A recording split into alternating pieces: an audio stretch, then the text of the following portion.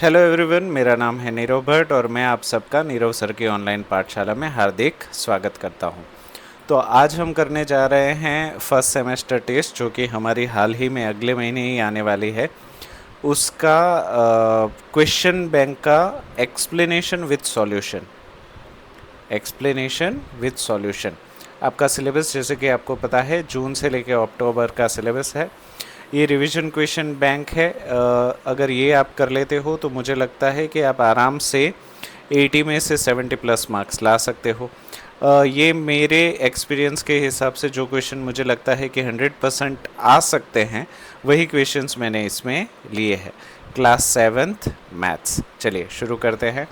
आपको पता ही है, आपका टाइम टेबल आ गया है 10वें महीने में 6 to 8 6 to 8 आपको यही देखना है। और डेट जो है वो अंदाज़न इसी हिसाब से होगी। हो सकता है थोड़ा आगे पीछे हर कोई स्कूल करे, पर मुझे लगता है हर स्कूल का टाइम टेबल ऑलमोस्ट सेम ही होगा। ठीक है। हाँ, टाइम्स जो है वो मॉर्निंग और इवनिंग के हिसाब से चेंज हो सकता है। ठीक है, चलिए। Find each of the following products. यहाँ पे कुछ प्रॉब्लम्स दिए गए हैं, आपको उनके प्रोडक्ट्स बताने हैं। ठीक है, यहाँ पे हम थोड़ा सा इसको, हाँ, ओके ओके। यहाँ पे कुछ चीज़ें हर बार की तरह कट गई है, इसको हम सॉल्व कर देते हैं पहले। तो ये क्यों ऐसे हो रहा है मुझे पता नहीं है, क्योंकि उसमें तो सब सेट ही होता है। बाद में जब इसमें इंपोर्ट करते हैं तभी कुछ ना कुछ प्रॉब्लम हो रहा है, पर कोई बात नहीं। मुझे लगता है आपको ये सब दिख तो रहा ही है। ठीक है, चलो। Find the age of the following products. नीचे जो दिए गए हैं उनके प्रोडक्ट्स बताने हैं। इसके लिए मल्टीप्लिकेशन के rules, plus minus minus minus plus minus minus minus plus plus plus plus, वो आपको पता होने चाहिए। तो यहाँ पे देखिए, 3 इंटू -1 प्लस माइनस माइनस 3 1 ज़ा 3, minus plus minus 1 into 225 is equals to 225, minus minus plus और 21 30 ज़ा 630, minus minus plus 316 multiply 1 316, anything multiplies with zero gives zero. यहाँ पे भी माइनस माइनस प्लस 12 11 ज़ा 132 132 10 ज़ा 1320। उसी तरीके से यहाँ पे minus minus plus plus plus plus, तो यहाँ पे प्लस। सिंपल मल्टीप्लिकेशन 9 3 ज़ा 27 27 6 ज़ा 162, minus minus plus minus minus plus plus minus minus, और उसी तरीके से 5 4 ज़ा 20 18 20 ज़ा minus 360, minus minus plus plus minus minus minus plus minus, 1 2 ज़ा 2 2 3 ज़ा 6 6 4 ज़ा 24, minus minus plus plus minus minus minus minus plus 3 6 ज़ा 18 2 ज़ा 36। तो आई होप ये वाले प्रॉब्लम तो ज़्यादा आपको तकलीफ नहीं देंगे। चलिए इसकी बात करते हैं। इसमें भी जो दिक्कत है उसको सॉल्व कर देते हैं। ठीक है, चलिए। इसमें भी हमें बोल रहे हैं ओके कि find the product using suitable properties. आपको प्रोडक्ट तो ढूंढना है बट प्रॉपर्टीज़ का इस्तेमाल करना है। कुछ बच्चे क्या करते हैं, इन दोनों को मल्टीप्लाई कर देते हैं, इन दोनों को मल्टीप्लाई कर देते हैं, और जो आंसर आया उसको प्लस कर देते हैं। वो भी तरीका सही है, पर वहाँ पे कोई प्रॉपर्टी इस्तेमाल नहीं हो रही, इसलिए गलत हो जाएगा।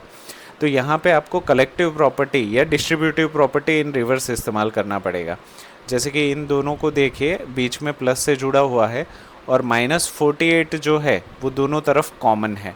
और अगर कोई चीज़ दोनों ही टर्म्स में कॉमन हो तो उसको हम बाहर निकाल सकते हैं। तो यहाँ पे देखिए, a multiply b plus b multiply c, तो यहाँ पे बी जो है वो कॉमन है, तो उसको हम बाहर निकाल सकते हैं, और यहाँ पे बचेगा a प्लस सी, तो a प्लस सी यही प्रॉपर्टी है। तो यहाँ पे अगर मैं इसको कन्वर्ट करना चाहूँ तो a की जगह पे 26 है, b की जगह पे -48 है, और c की जगह पे हमारे पास है -36, तो -36।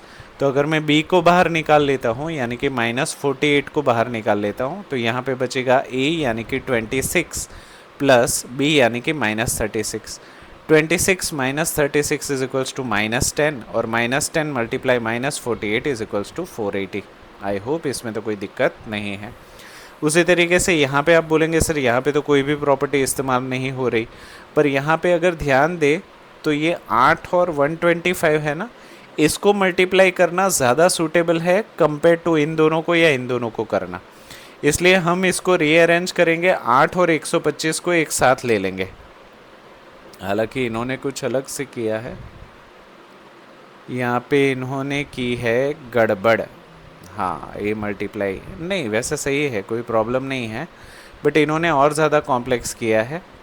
मेरी मानिए, ऐसा मत करिए, आप इसको 8 इंटू 125 कर दीजिए, वो ज़्यादा सूटेबल रहेगा। 125 मल्टीप्लाई 8, क्योंकि 8 5 ज़ा हो जाएगा 40, रिमाइंडर 4, 8 2 ज़ा 16 प्लस 4 यानी कि 20, रिमाइंडर 2, 8 1 ज़ा 8 प्लस 2 10, राइट। तो ये कितना सिंप्लीफाई हो गया, 1000। अभी 53 से मल्टीप्लाई करना है, मल्टीप्लाई 53, तो ये सिंपल सा हो जाएगा 53,000, और यहाँ पे प्लस माइनस माइनस माइनस, तो ये मुझे लगता है ज़्यादा कन्वीनियंट है। हमेशा याद रखिए कि जो मल्टीप्लिकेशन ज़ीरोज़ बनाते हो ना, उसको ज़्यादा साथ में लेना कंपैटिबल है, वो इजीली आपको जवाब दे देगा। यहाँ पे देखिए, इन दोनों का मल्टीप्लाई, बाद में इन दोनों का मल्टीप्लाई, तो 2 मल्टीप्लिकेशन होगा, जबकि यहाँ पे एक ही मल्टीप्लिकेशन में ख़त्म हो जाएगा। चलिए सी की बात करते हैं। यहाँ पे फॉन्ट वॉन्ट सब कुछ चेंज हो जाता है। जब मैं पीपीटी सेट करता हूँ ना, तब सब कुछ सही होता है, कुछ भी टेढ़ा मेढ़ा नहीं होता, पर जैसे ही मैं इसको इस पे कन्वर्ट करता हूँ, ये पूरा ही उल्टा सुल्टा हो जाता है, पता नहीं क्यों। चलिए अभी इसकी बात करते हैं। ए और बी हमने कर लिया, अभी हम सी की बात करते हैं। चलिए, सी है 15 इंटू -25 मल्टीप्लाई -4 मल्टीप्लाई -10, हर जगह पे मल्टीप्लाई ही है, देखिए। तो इसको कुछ मत करिए, सीधा plus minus minus minus minus plus plus minus minus, तो इसका जवाब माइनस में आने वाला है। अभी देखो 10 जो है उसको रहने दो, इसको छुओ ही मत। इन दोनों को आप पहले सिंप्लीफाई करिए, तो 25 4 ज़ा 100 हो जाएगा, और 100 और 10 यानी कि 1000 हो जाएगा, तो 15 इंटू 1000 माइनस 15,000। देखा कितने सिंपली हो गया। चलिए डी की अगर मैं बात करूँ, तो यहाँ पे देखिए मल्टीप्लिकेशन और बाद में प्लस है, फिर मल्टीप्लिकेशन है, हाँ, तो यहाँ पे देखिए 65 35 625 कॉमन है, 625 यहाँ पे भी है और 625 यहाँ पे भी है, तो इन दोनों को हम बाहर निकाल लेते हैं डिस्ट्रीब्यूटिव प्रॉपर्टी का उल्टा, कलेक्टिव प्रॉपर्टी करके। तो यहाँ पे अगर 625 को बाहर निकाल देता हूँ, तो यहाँ पे बचेगा -35 और यहाँ पे बचेगा 65। तो ये हो जाएगा 625 मल्टीप्लाई ब्रैकेट में -35 प्लस -65, प्लस माइनस माइनस यानी कि -35 -65 इज इक्वल्स टू -100, और 625 multiply -100 is equals to -62500। I hope ये दोनों भी क्लियर है। चलिए आगे बढ़ते हैं। हाँ,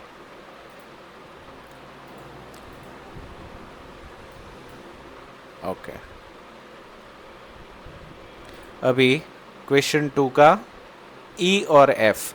अभी ई में देखिए 7 मल्टीप्लाई 50 -2, तो आप चाहो तो इसको डिस्ट्रीब्यूटिव प्रॉपर्टी से भी कर सकते हो, कद्दू कटेगा सब में बटेगा। जैसे कि 7 जो है वो 50 के साथ भी मल्टीप्लाई हो जाएगा, -7 जो है वो 2 के साथ भी मल्टीप्लाई हो जाएगा। कुछ बच्चे क्या करते हैं, 50 - 2 48 करके मल्टीप्लाई करते हैं, उससे जवाब तो आ जाएगा 336 ही आएगा, पर वहाँ पे कोई प्रॉपर्टी यूज़ नहीं होगी, जबकि हमें यहाँ पे बोला गया है कि आप सूटेबल प्रॉपर्टीज़ को इस्तेमाल करिए।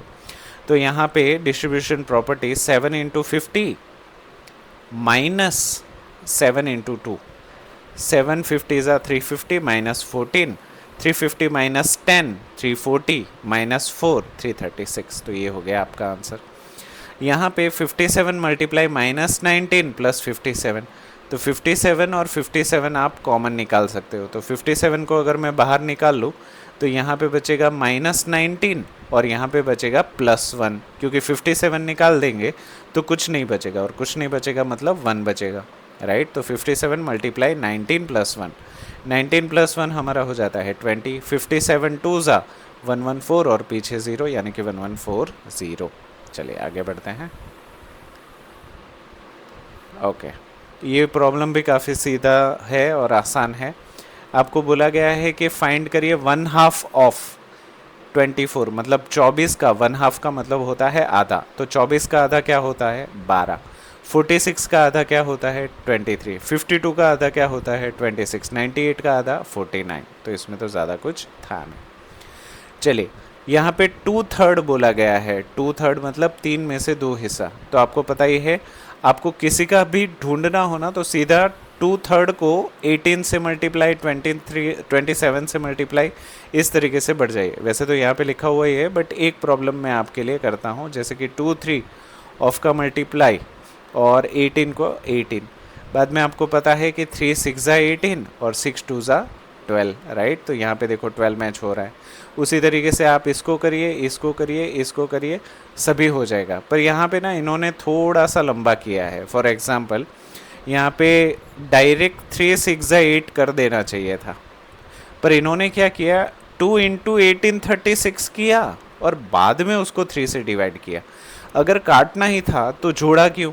इससे क्या होता है, खामखा आपका वक्त जो है वो एग्ज़ाम का क्रिटिकल टाइम में खर्च हो जाता है। तो इससे अच्छा है अपनी अकल लगाइए, नकल में भी अकल होनी चाहिए। जैसे कि यहाँ पे ना मैं इस ऐसे नहीं करता, 3 9 27 और 9 2 18, यहाँ पे भी मैं कर देता 3 12 36, 12 2 24। देखो यहाँ पे भी मैं कर देता 3 3 9, 3 2 6, 32 2 64। तो यहाँ पे ना ये पूरा स्टेप ही कैंसिल हो जाएगा अगर आप इसको डायरेक्ट काट लेते हो, ठीक है, ये भी कट जाएगा। तो सीधा आपका ये और ये, और ये क्या सवाल जो है वो आधे आधे मार्क्स के लिए पूछा जाता है। आधा मार्क्स, आधा मार्क्स, आधा मार्क्स, आधा मार्क्स, कुल मिला के 2 मार्क्स का सवाल है। तो 2 मार्क्स के लिए इतना लिखना मेरे हिसाब से ठीक नहीं है। चलिए, फाइंड 3/4 ऑफ 16। तो यहाँ पे भी आप डायरेक्टली ही काट दीजिए 3/4 ऑफ 16। तो यहाँ पे देखो 4 4 16, 3 4 12। उसी तरीके से ये तीनों प्रॉब्लम भी शॉर्ट में कर लीजिए। आगे चलिए, 4 5 ऑफ 20, यहाँ पे भी एक कर देता हूँ मैं, 4 5 ऑफ 20। तो यहाँ पे 5 4 20, 4 4 16, 16 है कि नहीं? उसी तरीके से सारे कर लीजिए। चलिए, फाइंड 12 डिवाइड बाई 3/4। इसको करने के लिए ना बहुत ही सिंपल है, हालांकि हाँ इन्होंने भी वैसे ही किया है। आपको मैं एक करके दिखाता हूँ, बाकी सारे सॉल्यूशन तो अवेलेबल ही है। जैसे कि जब भी डिवीजन देना फ्रैक्शन में और नंबर में, तो आप क्या करिए, डिवीजन को मल्टीप्लाई में कन्वर्ट कर दीजिए। जैसे कि मैं यहाँ पे मैं ये वाला प्रॉब्लम कर रहा हूँ फर्स्ट, तो 12 को 12 ही रहने दीजिए। अभी डिवाइड है ना, उसकी जगह पे आपको डाल देना है मल्टीप्लाई। और ये 3/4 है, उसको ले लेना है इनवर्स, यानी कि 4/3। हर बार सेम टू सेम ही करना है। जब डिवीजन को मल्टीप्लिकेशन में कन्वर्ट करते हो, जब डिवीजन को मल्टीप्लिकेशन में कन्वर्ट करते हो, तो फ्रैक्शन जो है वो इनवर्स हो जाता है, मतलब नीचे वाला ऊपर चला जाता है और ऊपर वाला नीचे चला जाता है। तो यहाँ पे मैं कर दूँ 3 4 12, तो 4 4 16। तो देखिए पहले का आंसर 16 ही है। तो अगर ऐसे करेंगे ना तो आप अपना वक्त बचा पाएंगे, ठीक है। तो ये बाकी सारे प्रॉब्लम भी आप चाहे तो इसी में से सॉल्यूशन लिख सकते हैं। चलिए, multiply and express as a mix fraction. पहले बोल रहे हैं मल्टीप्लाई करिए और बाद में आपको मिक्स फ्रैक्शन में आंसर देना है, यानी कि 3 इंटीजर 4/5 उस तरीके से। तो यहाँ पे देखिए पहला सवाल जो है 3 × 26/5 यहाँ पे किया हुआ ही है, बट इसको मैं आपको अलग से करके दिखाता हूँ। चलो, 3 × 26/5, 3 × 26/5। तो यहाँ पे आप देखिए कुछ भी कट नहीं रहा है। जब भी कट ना रहा हो तो न्यूमरेटर को न्यूमरेटर के साथ मल्टीप्लाई करिए और डिनोमिनेटर को डिनोमिनेटर के साथ। तो 3 6 18, रिमाइंडर 1, 3 2 6 + 1 7। तो ये क्या आ गया 78/5। पर ये आपका आंसर नहीं है, क्योंकि इन्होंने बोला है कि जो जवाब है वो मिक्स फ्रैक्शन में होना चाहिए। ये हमारा इम्प्रॉपर फ्रैक्शन है। जब भी न्यूमरेटर बड़ा हो और डिनोमिनेटर छोटा हो तो ये इम्प्रॉपर होता है, राइट। पर यहाँ पे हमें न्यूमरेटर छोटा और डिनोमिनेटर बड़ा चाहिए, तभी वो प्रॉपर होगा। ठीक है, इसको मैं ऐसे भी बोलूँगा कि ये इंसान, उल्टा इंसान प्रॉपर होता है कि इम्प्रॉपर, तो आप बोलेंगे इम्प्रॉपर। सीधा इंसान प्रॉपर या इम्प्रॉपर, तो आप बोलेंगे सीधा। तो हमें इस इंसान को सीधा करना है। तो 78 को हम 5 से अगर डिवाइड कर ले तो 5 1 ज़ा 5, यहाँ पे बच जाएगा 2 और 8, 5 5 ज़ा 25, तो यहाँ पे क्या बच गया 3। तो आपको पता है QRD form, quotient, remainder, divisor. तो यहाँ पे कोशंट इसको कहेंगे, डिवाइज़र इसको कहेंगे, रिमाइंडर इसको कहेंगे। तो Q यानी कि 15 इंटीजर, रिमाइंडर यानी कि 3/5। तो 15 इंटीजर 3/5 इसका आंसर है। देखिए 15 इंटीजर 3/5 है कि नहीं। उसी तरीके से आप BCD सारे ही इस तरीके से कर सकते हैं। ठीक है, चलिए मैं आपके लिए, हाँ BCD, हाँ सारे प्रॉब्लम हो गए।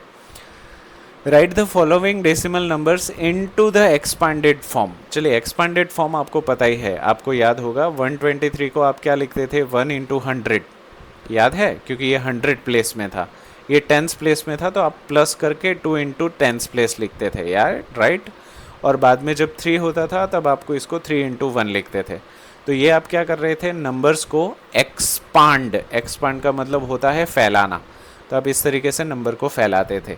अभी यहाँ पे अलग क्या है कि यहाँ पे डेसिमल दिए हुए हैं, तो ये अगर 1th प्लेस है, ये 10th प्लेस है, तो ये 10th प्लेस है और ये 100th प्लेस है। ये डेसिमल जो है वो 1th प्लेस है, इसीलिए डेसिमल्स में 1th प्लेस नहीं आती, क्योंकि डेसिमल खुद ही 1th प्लेस है। तो अगर 20.03 है तो इसको मैं क्या लिखूँगा, देखिए 2 × 10 प्लस 0 × 1, राइट, क्योंकि इस 0 का प्लस अभी डेसिमल वैल्यू आ गई है, तो ये 10th प्लेस है और ये 100th प्लेस है, तो इसको हम क्या लिखेंगे, 0 × 10th यानी कि 1/10, इसकी बात कर रहा हूँ, और plus 3 × 1/100th।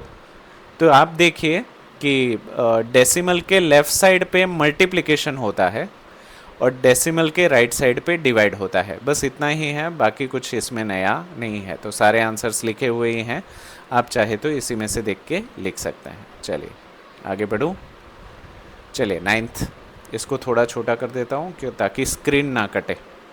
Okay, right the place value of 2 in the following decimal numbers. 2 की प्लेस वैल्यू क्या है, तो यहाँ पे देखिए 2 की प्लेस वैल्यू 1s है, यहाँ पे 10th है, यहाँ पे 2 की वैल्यू 10th है, यानी कि 2 × 1/10, ये राइट। यहाँ पे 2 की वैल्यू देखिए 100th है, यानी कि 2 × 1/100। यहाँ पे 2 की वैल्यू देखिए 10th, 100th, 1000th, तो ये हो जाएगा 2 × 1/1000। तो यहाँ पे देखिए हर किसी की place value 10th place, hence हाँ 20, हर किसी की दी हुई है। देखिए 2/10 यानी कि 0.2, 2/100 यानी कि 0.02, 2/1000 यानी कि 0.002। ठीक है, तो आई होप ये भी क्लियर होगा। चलिए फाइंड 0.2 × 6, 211.02 × 4, 20.1 × 4 एंड ये दिख नहीं रहा, चलिए 0.05 × 7। अभी ये ना मल्टीप्लिकेशन बच्चे डेसिमल देख के घबरा जाते हैं, पर मैं बच्चों को अक्सर बोलता हूँ कि डेसिमल हटा के मल्टीप्लिकेशन कर लो। जैसे कि इसकी बात करता हूँ तो 0.2 को हमें पता है कि 2/10 लिख सकते हैं, राइट, क्योंकि 10th प्लेस है। मल्टीप्लाई 6 कर दीजिए। आपको पता ही है कि जब ऐसे कुछ कटकुट ना हो रहा हो तब ऊपर वाले को ऊपर वाले के साथ यानी कि 2 × 6 = 12 और नीचे वाले को नीचे वाले के साथ यानी कि 10 × 1 = 10। तो ये क्या हो जाएगा 1.2। क्या आंसर आ गया 1.2। इसी तरीके से डेसिमल पॉइंट हटा के मल्टीप्लिकेशन करिए, बाद में डेसिमल पॉइंट दे दीजिए। तो ये सिंपली ये चारों प्रॉब्लम भी मुझे लगता है आपसे हो जाएंगे। ठीक है, चलिए मैं ज़्यादा सारे प्रॉब्लम को इसलिए नहीं समझा रहा क्योंकि वीडियो ज़्यादा लंबा हो जाए ऐसे में नहीं चाहता, और प्रॉब्लम एक दूसरे के सिमिलर ही है, कुछ अलग होगा तो मैं आपको बता दूंगा। चलिए हाँ ये तो हमने कर दिया। ओके, अब इसकी बात करते हैं फाइंड। अभी डिवीजन जो है वो भी आपको सेम तरीके से ही करना है, जैसे कि ये पहला वाला मैं डिवीजन आपको करके दिखाता हूँ। ठीक है, तो 0.4 को मैं क्या लिख सकता हूँ 4/10, राइट। डिवाइड है, अभी डिवाइड को मल्टीप्लाई करना है तो मल्टीप्लाई करके उसको उल्टा कर देना है, तो हम इसको क्या लिखेंगे 1/2। यहाँ पे देखिए 2 2 ज़ा 4, 2 5 ज़ा 10, तो आपका आंसर क्या आ जाएगा 1/5। तो देखिए 1/5 यानी कि 0.2। क्लियर है? 1/5 आपको पता है ना 0.2 होता है। देखिए ये कट नहीं सकता, तो यहाँ पे डेसिमल, यहाँ पे 0, 5 2 ज़ा 10, तो ये क्या हो गया 0.2। उसी तरीके से ये सारे प्रॉब्लम भी मुझे लगता है आप कर पाएंगे। ठीक है, ना भी कर पाए तो यहाँ पे सॉल्यूशन अवेलेबल है। चलिए आगे बढ़ता हूँ। चलिए फाइंड, यहाँ पे भी सेम टू सेम, बट 5 6 7 और 8, 5 6 7 और 8 ये चारों सवाल आपके हैं। ओके, अगर फिर भी कोई समझ में ना आए तो मुझे कमेंट में ज़रूर से बताना। चलिए, organise the following marks in a class assessment in a tabular form. मान लीजिए किसी क्लास में टेस्ट लिया है और उसके असेसमेंट के मार्क्स ये हैं। मार्क्स देख के तो ये लग रहा है कि शायद 10 मार्क्स की टेस्ट रही होगी, राइट? क्योंकि ये देखिए ना 4 6 7 5 3 5 4, कोई भी नंबर 10 या 10 से बड़ा नहीं है, तो ये 10 मार्क्स की ही टेस्ट है। ठीक है, अभी जब भी इसको टेबुलर फॉर्म में कन्वर्ट करना हो ना, तो मेरी आपको एक फ्री की सलाह ये है कि आप ना नंबर्स को सर्कल करके टैली मार्क्स करें। जैसे कि यहाँ पे देखिए 1 से लेके 9 नंबर हमने लिख दिए, 1 से लेके 9 नंबर्स, राइट? अभी मुझे 4 लिखना है, तो मैं 4 के ऊपर सर्कल करूँगा और 4 के सामने लाइन बनाऊँगा। अभी क्या है 6, तो मैं 6 के पास एक लाइन बनाऊँगा। ओके, फिर क्या है 7, फिर 7 के पास एक लाइन बनाऊंगा। उस तरीके से 5, तो 5 के पास एक लाइन बनाऊंगा। इसी तरीके से मैं सर्कल करता जाऊंगा और लाइन बनाता जाऊंगा। इससे क्या होगा, जब सारे नंबर सर्कल हो जाएंगे तो मुझे परफेक्ट टैली मार्क्स पता चल जाएंगे कि कितने हैं। अदरवाइज कुछ बच्चे क्या करते हैं कि 4 ढूंढते हैं। देखो ये 1 बार 4, 2 बार 4, 3 बार 4, 4 बार 4, इस तरीके से करके सारी लाइन्स एक साथ खींचते हैं, जिसमें गलती होने के चांसेस बढ़ जाते हैं। आपको बाद में मतलब हमारी आंखें हैं, उसके लिमिटेशन है, तो कुछ नंबर हमारे ध्यान के बाहर रह जाएगा, तो फिर गलती हो जाएगी। इससे अच्छा है सर्कल करते जाइए टैली मार्क्स, सर्कल करते जाइए टैली मार्क्स, सर्कल करते जाइए टैली मार्क्स, तो क्या आपको पता चलता जाएगा कि कौन कौन से नंबर कवर हो गए हैं। ठीक है, तो ये FDT फ्रीक्वेंसी डिस्ट्रीब्यूशन टेबल हमने बना दिया। अभी which number is the highest, कौन सा नंबर जो है वो सबसे हाईएस्ट है, तो 9 ही है सबसे हाईएस्ट नंबर, राइट? सबसे बड़ा नंबर तो 9 ही है, 9 मार्क्स ही सबसे ज़्यादा है, तो यही हाईएस्ट नंबर है। फिर इन्होंने बोला है which number is the lowest, ये रहा लोवेस्ट, एक ही सबसे छोटा है।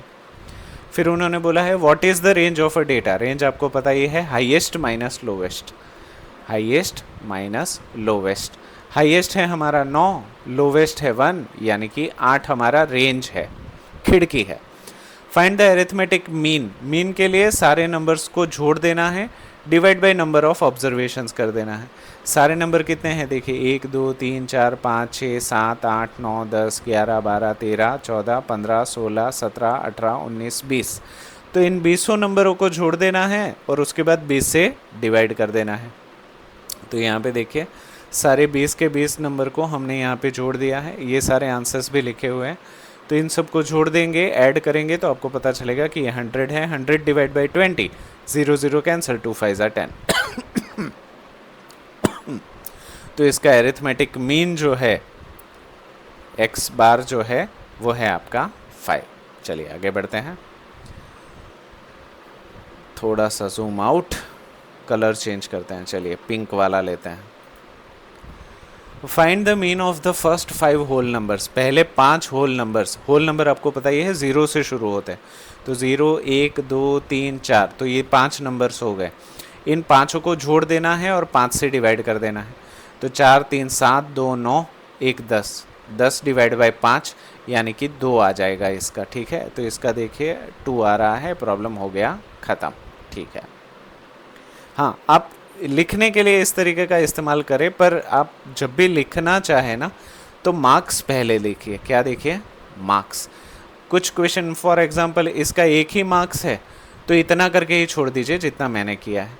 अगर 2 मार्क्स है तो 4 स्टेप्स लिखिए, 3 मार्क्स है तो कम से कम 6 स्टेप्स लिखिए, कम से कम बोल रहा हूँ, ज़्यादा आप लिख सकते हैं। और 4 मार्क्स है तो 8 स्टेप्स लिखिए। इसमें भी कहीं पे फॉर्मूला है तो उसको हाईलाइट कीजिए, आंसर है उसको हाईलाइट कीजिए, एडिशन जो है वो नीटली क्लीनली स्टेप वाइज करिए, तो वो क्या आपके मार्क्स खींच लेगा। ठीक है, चलिए आगे बढ़ते हैं। A cricketer scores the following runs in 8 innings. एक क्रिकेटर है जिसने 8 मैच खेली है और 8 मैच में कुछ उसका स्कोर इस तरीके से है 58, 76, 40, 35, 46, 45, 0 and 100। Find the mean score. तो इन सबको जोड़ दीजिए और डिवाइड बाय 10 मैच। कितने हैं मैच? 8 मैच है, तो डिवाइड बाय 8 कर दीजिए। तो यहाँ पे देखिए मीन ढूंढने के लिए 58 plus 76 plus 40 plus 35 plus 46 plus 45 plus 0 plus 100 divide by 8 matches थे तो 8। इन सबको ऐड अगर आप करेंगे आराम से तो आपको पता चल जाएगा कि 400 है डिवाइड बाई 8, 8 5 40 यानी कि 50। मतलब ये जो क्रिकेटर है उसने हर इनिंग में औसतन 50 रन मारे हैं, मतलब हाफ सेंचुरी तो मार ही रहा है, मतलब क्रिकेटर अच्छा है। चलिए, the enrolment in a school for 6 consecutive years was as follows. ठीक है, एनरोलमेंट का मतलब होता है एडमिशन। तो किसी स्कूल के कंटिन्यूस 6 साल में एडमिशन का दौर जो है वो कुछ इस तरीके से हुआ है। पहले साल जो है वो 1555 बच्चे थे, दूसरे साल 1670, 1750, 2013, 2540, 2820। काफ़ी अच्छी स्ट्रेंथ है स्कूल के।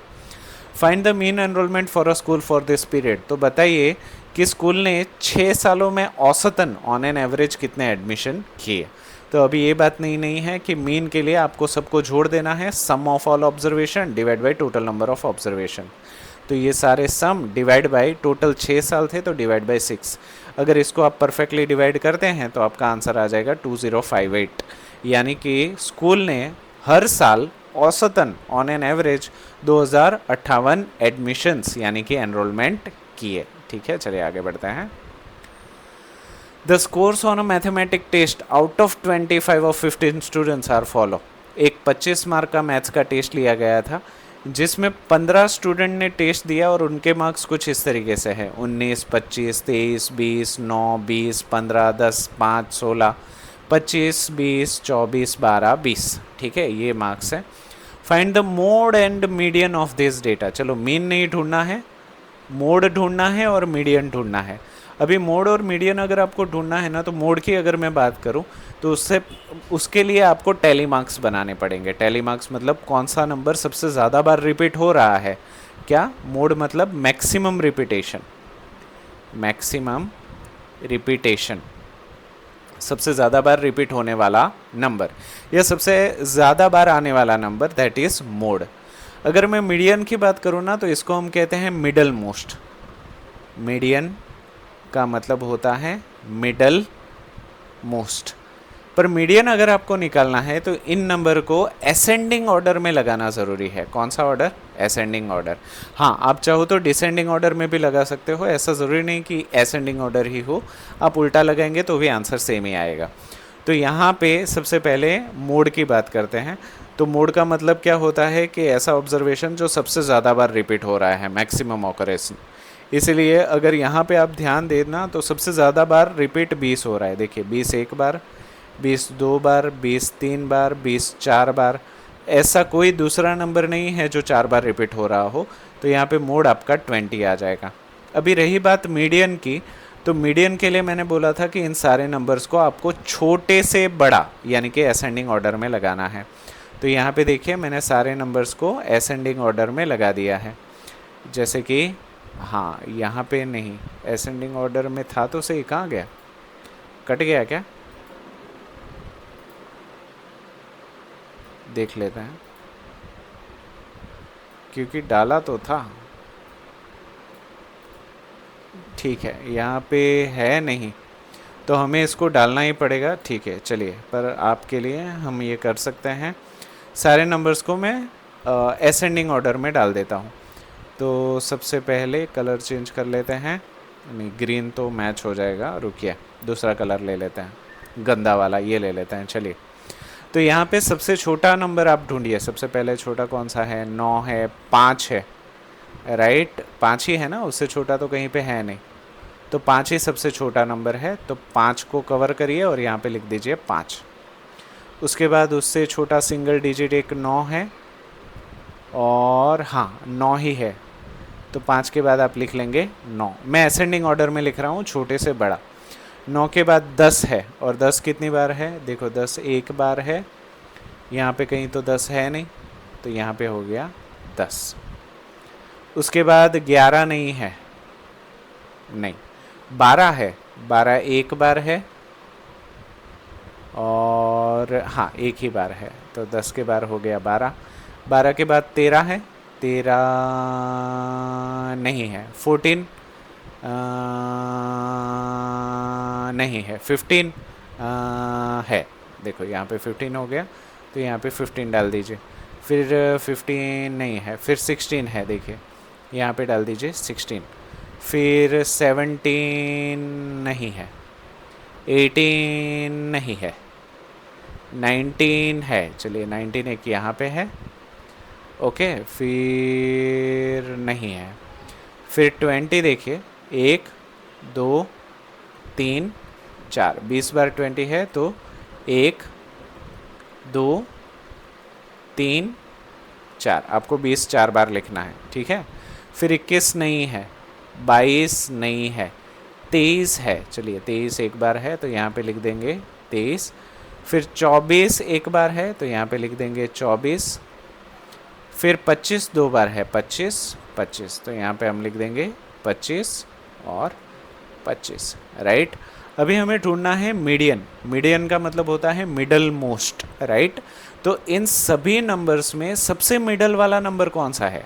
तो आप बोलेंगे सर वैसे तो हम छोटे 3 नंबर होते ना, तो हम बोल देते कि दूसरा वाला जो है वो मिडल मोस्ट है, पर इसमें ज़्यादा नंबर है, तो हम क्या करें? ध्यान से देखिए कितने नंबर है, 1 2 3 4 5 6 7 8 9 10 11 12 13 14 15। जब भी ऑड ऑब्जर्वेशन हो, जैसे कि यहाँ पे है 15, क्या बोल रहा हूँ, जब भी ऑड ऑब्जर्वेशन हो, या जैसे कि यहाँ पे है 15, तो आपको 15 के अंदर एक ऐड कर देना है और डिवाइड बाई 2 कर देना है। तो 15 और 1 कितना हो गया? 16 डिवाइड बाई 2, यानी कि 8th ऑब्जर्वेशन जो है वो आपका मिडल मोस्ट यानी कि मीडियन है। तो यहाँ पे first observation, second observation, third, fourth, fifth, sixth, seventh, एथ। तो 8th ऑब्जर्वेशन आपका कौन सा है? 8th ऑब्जर्वेशन जो है वो आपका 20 है, तो आपका मीडियन कितना हो जाएगा? 20। अभी आप बोलेंगे सर ऑड के लिए तो हम समझ गए, इवन के लिए हम क्या करें?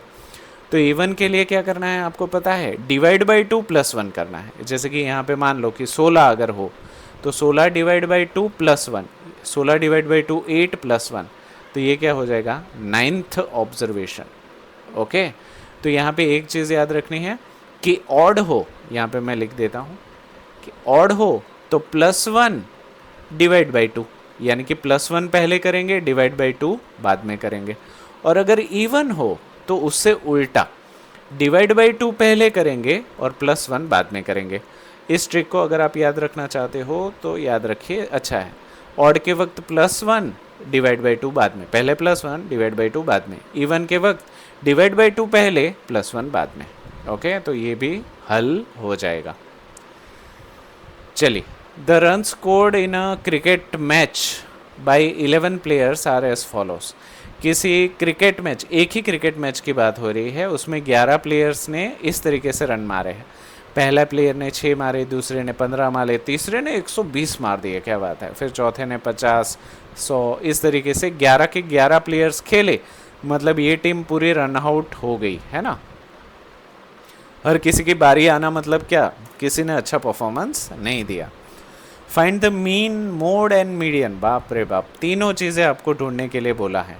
मीन ढूंढने के लिए आपको पता ही है, sum of all runs divide by total number of players. तो यहाँ पे देखिए टोटल 11 प्लेयर्स है, तो डिवाइड बाई 11 हो जाएगा। और इन सब को अगर आप ऐड कर देंगे 6 + 8, इन्होंने देखो असेंडिंग ऑर्डर भी कर दिया है, क्या बात है। चलिए, असेंडिंग ऑर्डर करके रखना इज़ गुड आइडिया, क्योंकि आगे हमें मीडियन भी ढूंढना है और मोड भी ढूंढना है। तो अच्छा ही हुआ इन्होंने असेंडिंग ऑर्डर में कर दिया। तो देखिए 6 प्लस 8 प्लस 10 प्लस 15 इन सबको जोड़ेंगे तो आपका आ जाएगा 429 रन्स। अच्छा स्कोर है यार। अभी कौन सी वनडे मैच है या टेस्ट मैच है? मुझे लग रहा है टेस्ट ही होगा। तो 429 डिवाइड बाई 11 है यानी कि 39। हर प्लेयर ने औसतन 39 रन मारे। ठीक है, हर प्लेयर ने औसतन 39 मारे। तो ये हमारा हो गया मीन। ठीक है, अभी मोड ढूंढने के लिए हमें मैक्सिमम रिपीटेशन देखना है। तो यहाँ पे देखिए, ये एक बार है, ये एक बार है, ये एक बार है, 15 3 बार है देखिए, फिर 50 एक बार, 80 100 बार। हाँ, तो 15 ही 3 बार होने की वजह से यही हमारा मोड है। मोड का मतलब ये होता है मैक्सिमम फ्रीक्वेंसी, राइट। तो 15 आपका मोड है, इसके बाद लिखा हुआ है। फिर मीडियन के लिए हम क्या करेंगे, मीडियन के लिए मिडल मोस्ट चाहिए। तो मिडल मोस्ट के लिए हमें क्या चाहिए, देखिए टोटल ऑब्जर्वेशन कितने हैं हम यहाँ पे लिख देते हैं। 1 2 3 4 5 6 7 8 9 10। 1 मिनट, 1 2 3 4 5 6 7 8 9 10। 10 कैसे? 1 2 3 4 5 6 7 8 9 10 11। कुछ गड़बड़ की क्या इन्होंने? 11 होने चाहिए। 6 8 10, देखिए 6 भी है, 8 भी है, 10 भी है। 15 3 बार, 15 1, 15 2, 15 3, हाँ। फिर 50 एक बार, 50 एक बार, फिर 80 एक बार, 80 एक बार, फिर अच्छा 10 2 बार है। इन्होंने गलती की है, देखिए ये 10 एक यहाँ पे भी है और एक यहाँ पे भी है, और इन्होंने ना 10 एक ही बार लिया है, और यहाँ पे भी इन्होंने 10 एक ही बार लिया है, राइट। यहाँ पे भी 10 2 बार आना चाहिए और यहाँ पे भी 10 2 बार आना चाहिए। तो देखिए, ज़रूरी नहीं कि कहीं से आपने कोई चीज़ ली हो तो वो 100% सही हो। नकल में भी अकल लगाना ज़रूरी है, वरना सीधा सीधा आप लिख लोगे तो आपका आंसर ही गलत हो जाएगा। तो ये मुझे आप करके बताइएगा कि इसका आंसर सेम ही आ रहा है या अलग आ रहा है। ठीक है, ये 6 + 8 + 10, 6 + 8 हो जाएगा 14, राइट, 14। फिर 10 + 10 हो जाएगा 20, ये दोनों भी हो गए। 15 30 और ये 45, तो ये हो गया 45। फिर 50 80 यानी कि 130, राइट।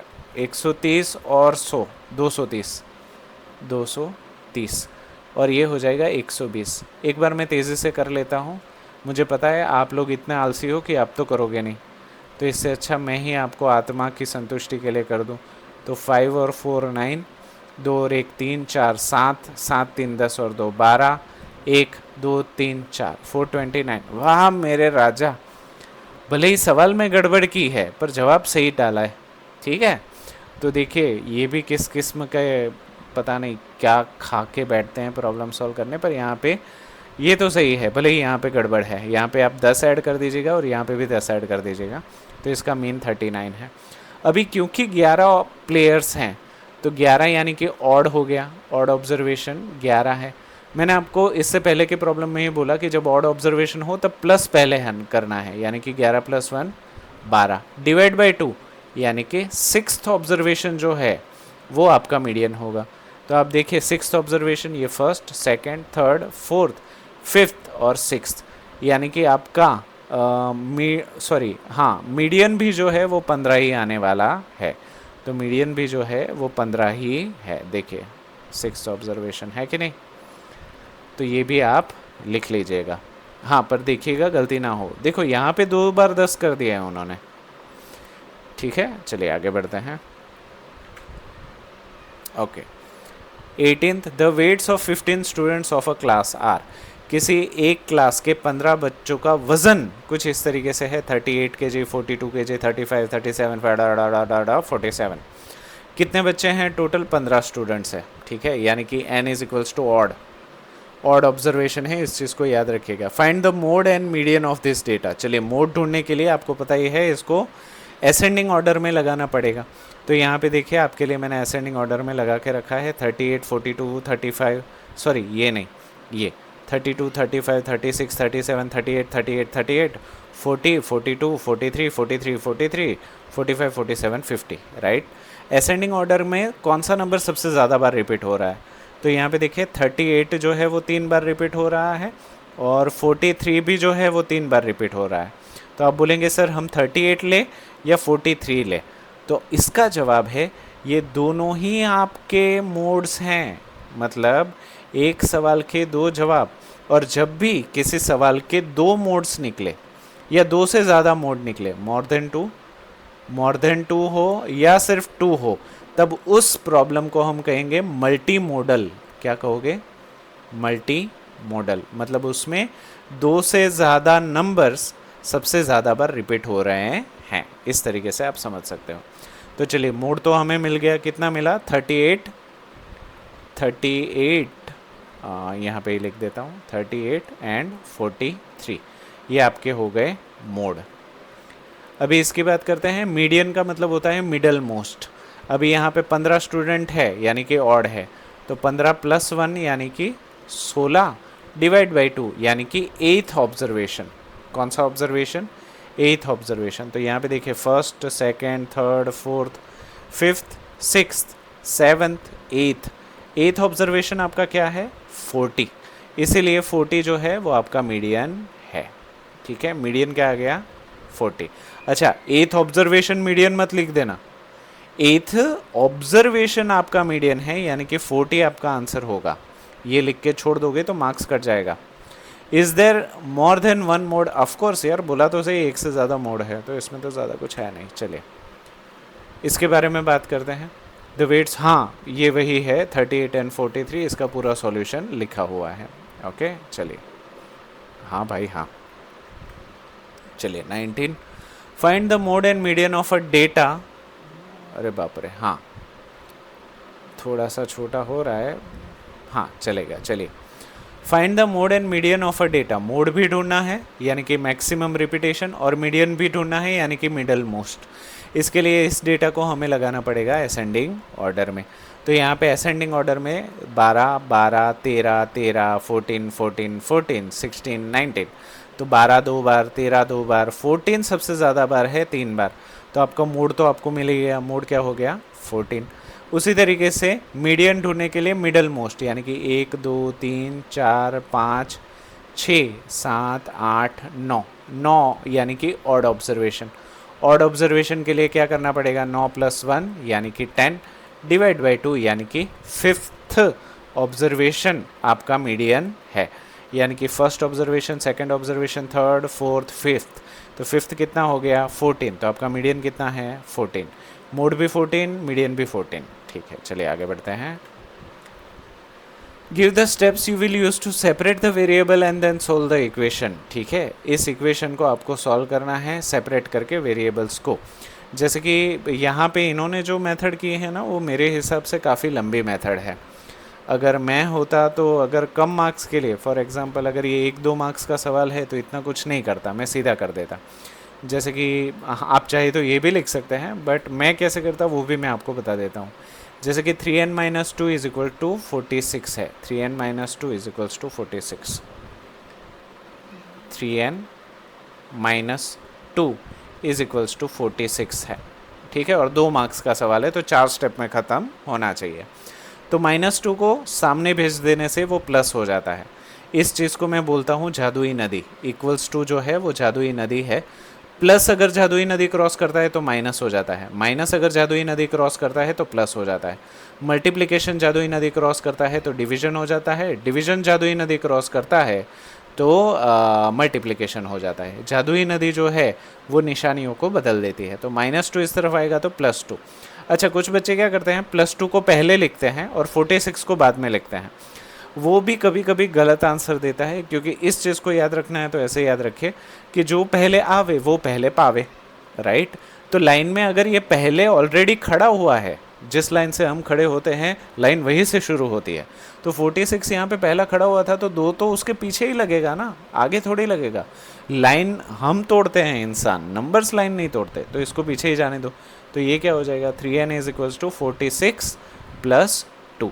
46 + 2 आप में और बैक पाइपर सबको पता है कि कितना हो जाएगा? 48।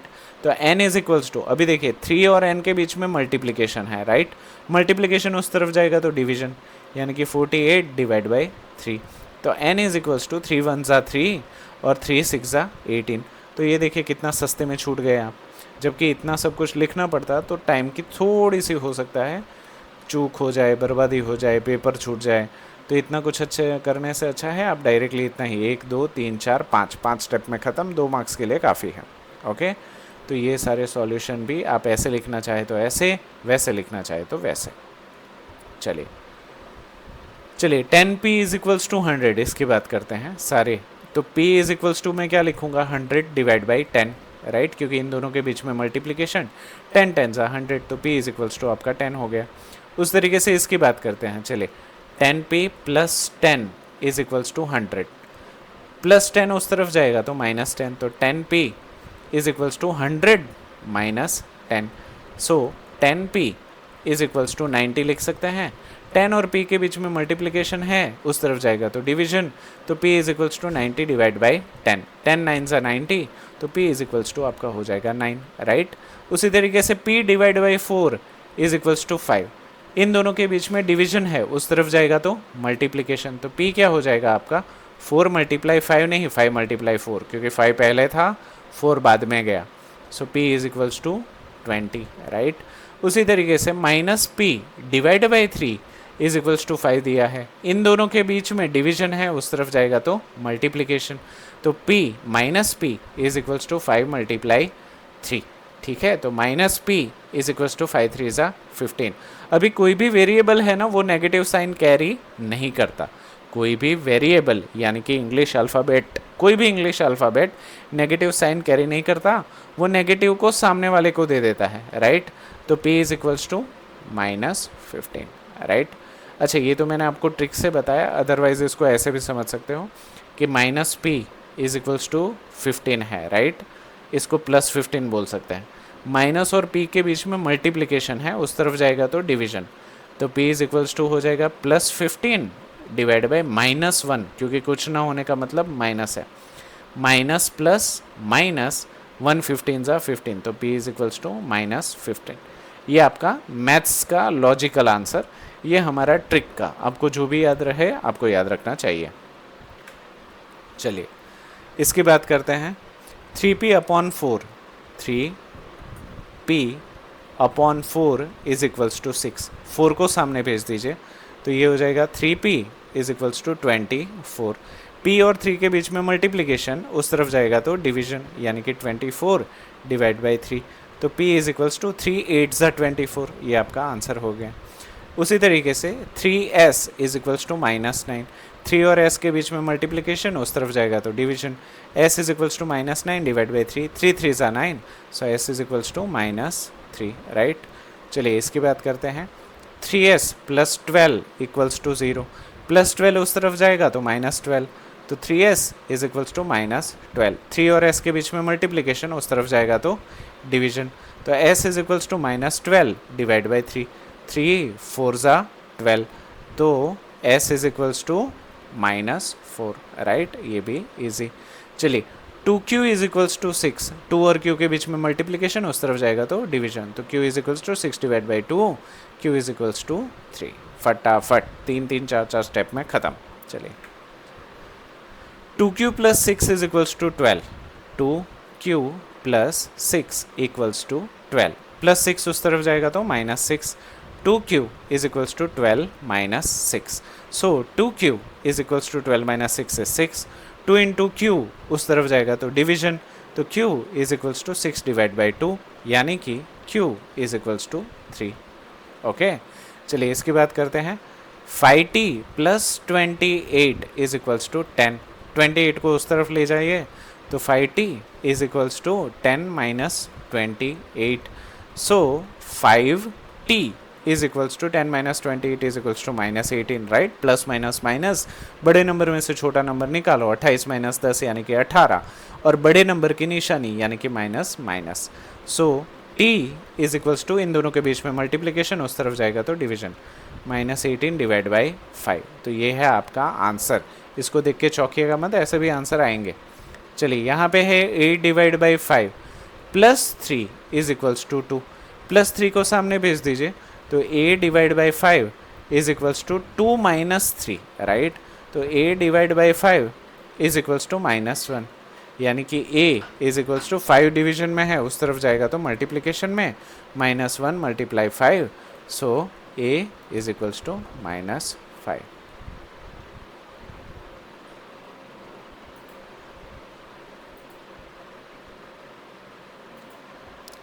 चलिए आगे बढ़ते हैं, ये तो हमारा हो गया। Next 7m plus 19/2 is equals to 13। ठीक है, ये प्रॉब्लम्स सॉल्यूशन में दिखा दूँ आपको तो आपको क्या इसमें दिक्कत ना हो। जैसे कि 7m plus 19 divide by 2 is equals to 13, right. तो इस 19 डिवाइड बाई 2 को ही पूरा मैं उस तरफ ले लूँगा तो -19 डिवाइड बाई 2 हो जाएगा। तो 7m is equals to 13 minus 19 divide by 2। इसके नीचे कुछ नहीं है, मतलब 1 ले लीजिए और उसके बाद बटरफ्लाई मल्टीप्लिकेशन कर दीजिए। बटरफ्लाई मल्टीप्लिकेशन मतलब नीचे से ऊपर हंसता हुआ नूरानी चेहरा। तो देखिए ये बटरफ्लाई के जैसा दिख रहा है, राइट। नीचे से ऊपर हंसता हुआ नूरानी चेहरा, बटरफ्लाई। ओके, तो यहाँ पे ये क्या हो जाएगा, ध्यान से देखिए। 7m एज इट इज़, नीचे से ऊपर 13 2 ज़ा 26 माइनस नीचे से ऊपर 19 1 ज़ा 19 डिवाइड बाई हंसता हुआ नूरानी चेहरा 1 2 ज़ा 2।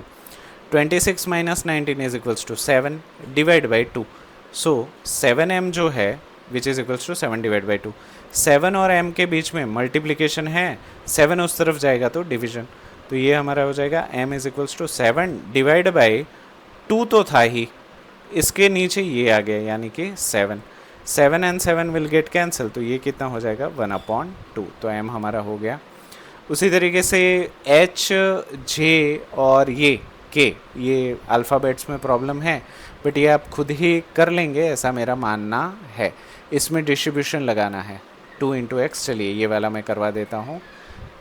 2x plus 4 is equals to 12, right. तो यहाँ पे सबसे पहले डिस्ट्रीब्यूशन, कद्दू कटेगा तो सब में बटेगा। 2x ज़ा 2x प्लस 2 4 ज़ा 8 इज इक्वल्स टू 12।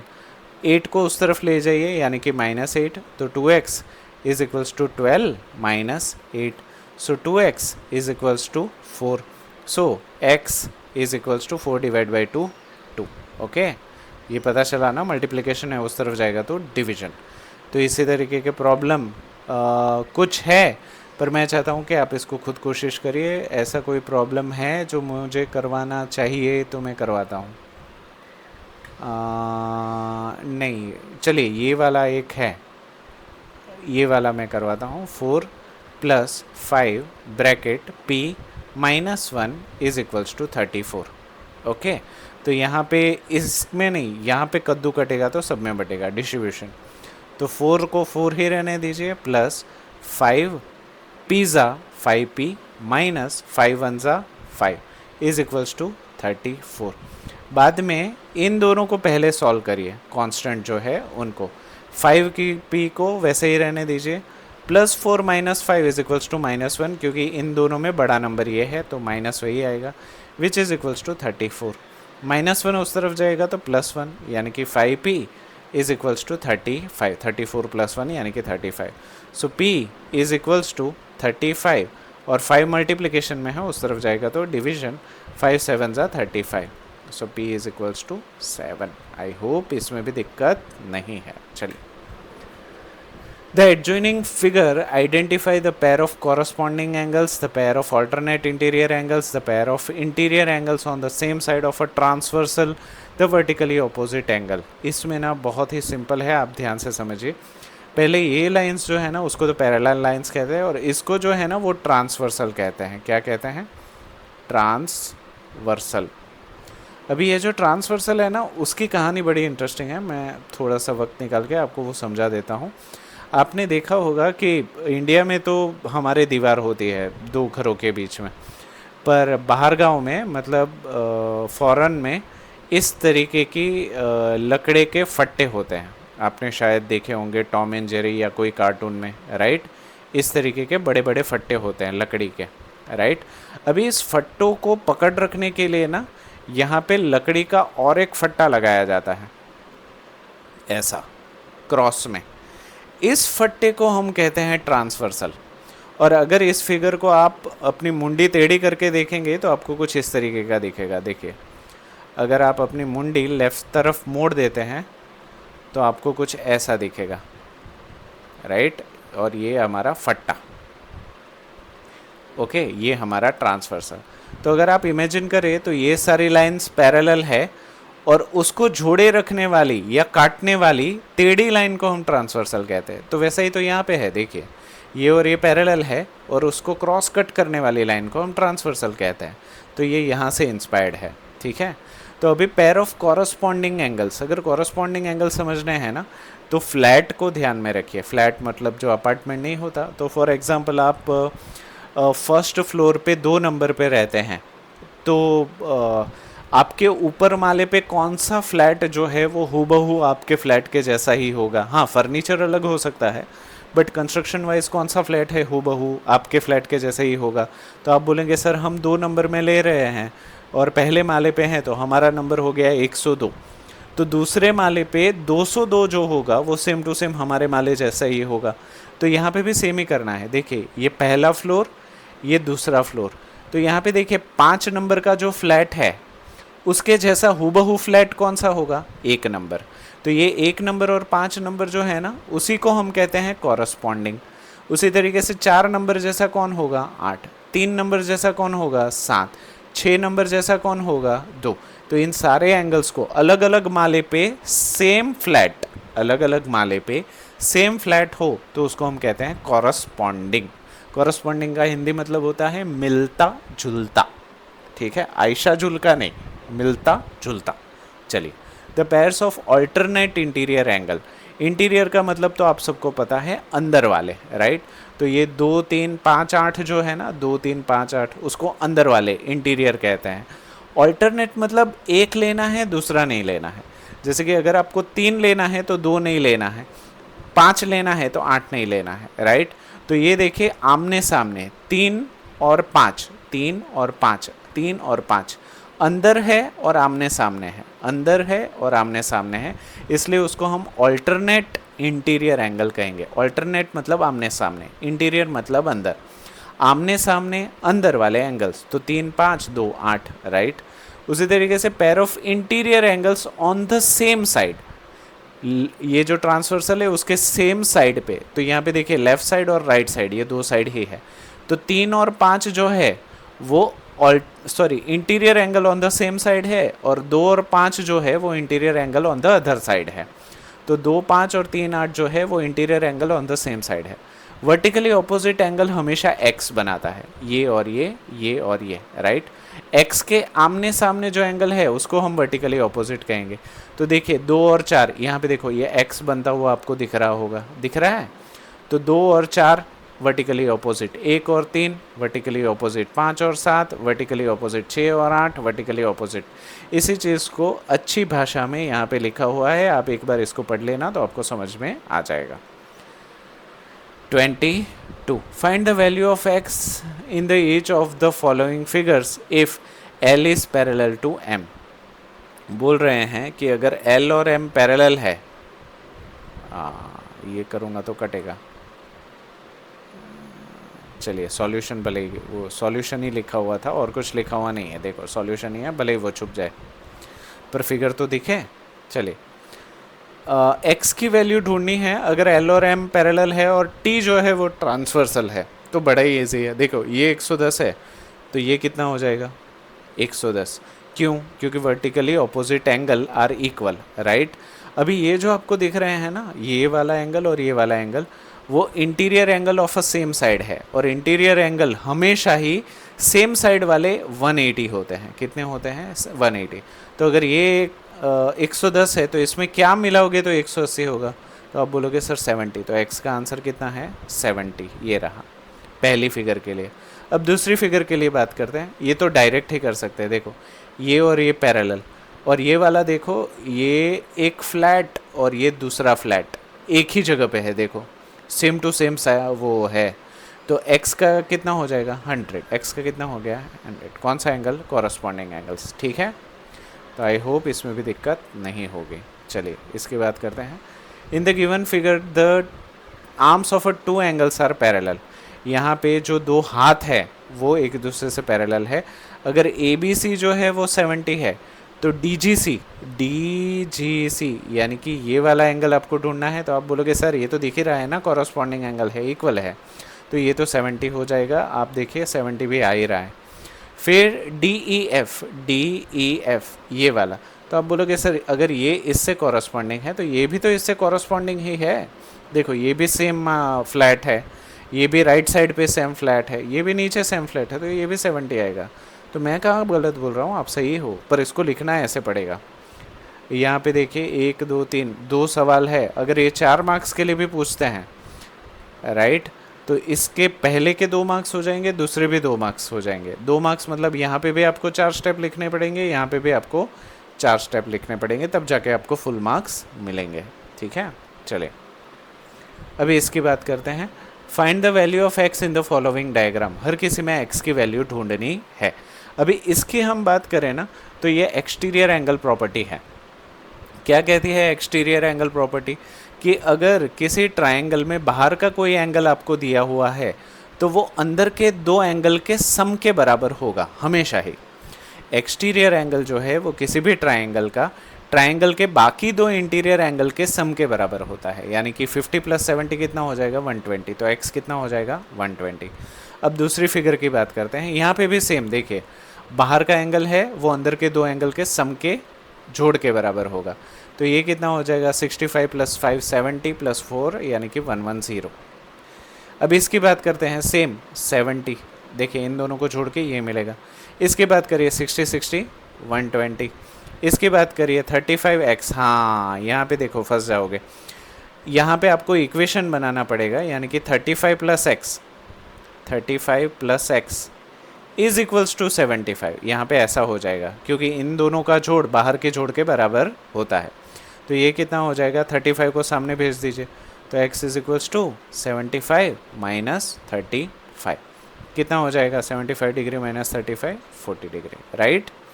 चलिए इसकी बात करते हैं 50 50 100, इसमें तो ज़्यादा कुछ है नहीं। इसकी बात करते हैं 30 60 90।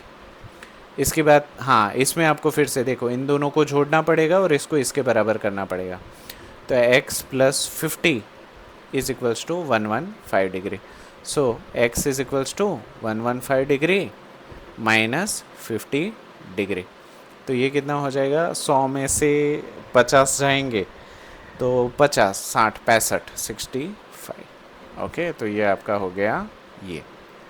ओके, तो ये सारे सॉल्व कर दिए। अभी इसी के जैसे ये है, यहाँ पे भी इन दोनों को जोड़ के इसके साथ कंपेयर करिए, यहाँ पे भी इन दोनों को जोड़ के इसके साथ कंपेयर करिए, यहाँ पे भी इन दोनों को जोड़ के। आप बोलोगे सर यहाँ पे तो नंबर नहीं लिखा, पर अगर आपको ऐसी निशानी दिखे तो 90 डिग्री ही है। तो इन दोनों को जोड़िए, इसके साथ कंपेयर करिए, इन दोनों को जोड़िए, इसके साथ कंपेयर करिए। इसमें एंगल सम प्रॉपर्टी लगानी है। एंगल सम मतलब तीनों एंगल का सम जो है वो 180 डिग्री होगा, यानी कि x + 50 + 60 is equals to 180 degree. तो यहाँ पे 50 और 60 कितना हो जाएगा 110। तो x + 110 degree is equals to 180 degree. 110 को सामने भेज दीजिए तो माइनस हो जाएगा, तो x is equals to 70 degree, right. चलिए इसकी बात करें तो यहाँ पे भी एंगल सम प्रॉपर्टी लगाइए, 60 आंसर आ जाएगा। यहाँ पे भी एंगल सम प्रॉपर्टी लगाइए, आपका आंसर आ जाएगा 65, राइट 65 आपका आंसर आ जाएगा। हाँ 50 130 60, हाँ यहाँ पे आपका 60 आंसर आ जाएगा। इसमें भी एंगल सम प्रॉपर्टी लगानी है। यहाँ पे ASP एंगल सम प्रॉपर्टी, यहाँ पे ASP एंगल सम प्रॉपर्टी, यहाँ पे ASP एंगल सम प्रॉपर्टी, यहाँ पे ASP एंगल सम प्रॉपर्टी, और इससे पहले वाले में एक्सटीरियर एंगल सम प्रॉपर्टी या एक्सटीरियर एंगल प्रॉपर्टी दोनों बोल सकते हैं। चलिए यहाँ पे भी एंगल सम प्रॉपर्टी लगाइए, यहाँ पे भी एंगल सम प्रॉपर्टी लगा सकते हैं और उसके साथ एक्सटीरियर एंगल प्रॉपर्टी भी लगा के एक्सटीरियर एंगल प्रॉपर्टी लगा के भी कर सकते हैं। फिर यहाँ पे vertically opposite y is equals to 80 degree हो जाएगा और बाद में एंगल सम प्रॉपर्टी पहले वर्टिकली ऑपोजिट एंगल, बाद में एंगल सम प्रॉपर्टी करेंगे तो x का आंसर मिल जाएगा। यहाँ पे आपको पहले एंगल सम प्रॉपर्टी करनी है और उसके बाद ये जो देखिए एक ही लाइन पे जब दो एंगल हो तब उसको लीनियर एंगल कहा जाता है, या फिर लाइन एंगल भी कहा जाता है, या फिर स्ट्रेट एंगल भी कहा जाता है, जो आपको पसंद पड़े वो। और लीनियर एंगल का सम हमेशा 180 ही होता है। तो सबसे पहले ASP लगा के y ढूंढ लीजिए और XY को जोड़ के x ढूंढ लीजिए। फिर यहाँ पे भी आप सबसे पहले वर्टिकली ऑपोजिट एंगल लगाएंगे, ठीक है, और बाद में x मिल जाने के बाद आप एंगल सम प्रॉपर्टी लगाएंगे। यहाँ पे भी वर्टिकली ऑपोजिट एंगल लगा के y ढूंढेंगे और बाद में एंगल सम प्रॉपर्टी लगा के x ढूंढेंगे। यहाँ पे ये काफ़ी इंटरेस्टिंग है, ये x हो जाएगा, ये x हो जाएगा, और x और y इक्वल है तो ये भी x हो जाएगा। तो यहाँ पे एंगल सम प्रॉपर्टी निकालेंगे तो x is equals to 60 degree आ जाएगा, ठीक है। पर बेस्ड ऑन अ मार्क्स आपको लिखना है, इसको तो मैंने तेज़ी से समझा दिया, पर अगर ये एक फिगर ही 3 मार्क्स के लिए लिखे तो कम से कम 6 स्टेप्स आपके तो होने ही चाहिए। चलिए वर्ड प्रॉब्लम्स, ठीक है। पहला प्रॉब्लम है a certain freezing process requires that a room temperature to be lowered from 40 degree celsius at the rate of 5 degree celsius every hour. इस प्रॉब्लम को समझिए, पहले तो ये कह क्या रहा है। चलिए गंदा सा कलर ले लेते हैं, थोड़ा सा जूम आउट कर देते हैं ताकि आपको अच्छे से दिखे, ठीक है।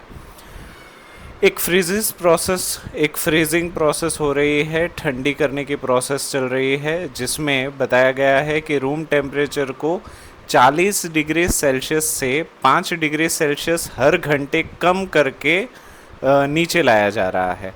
What will be the room temperature 10 hours after the process begins?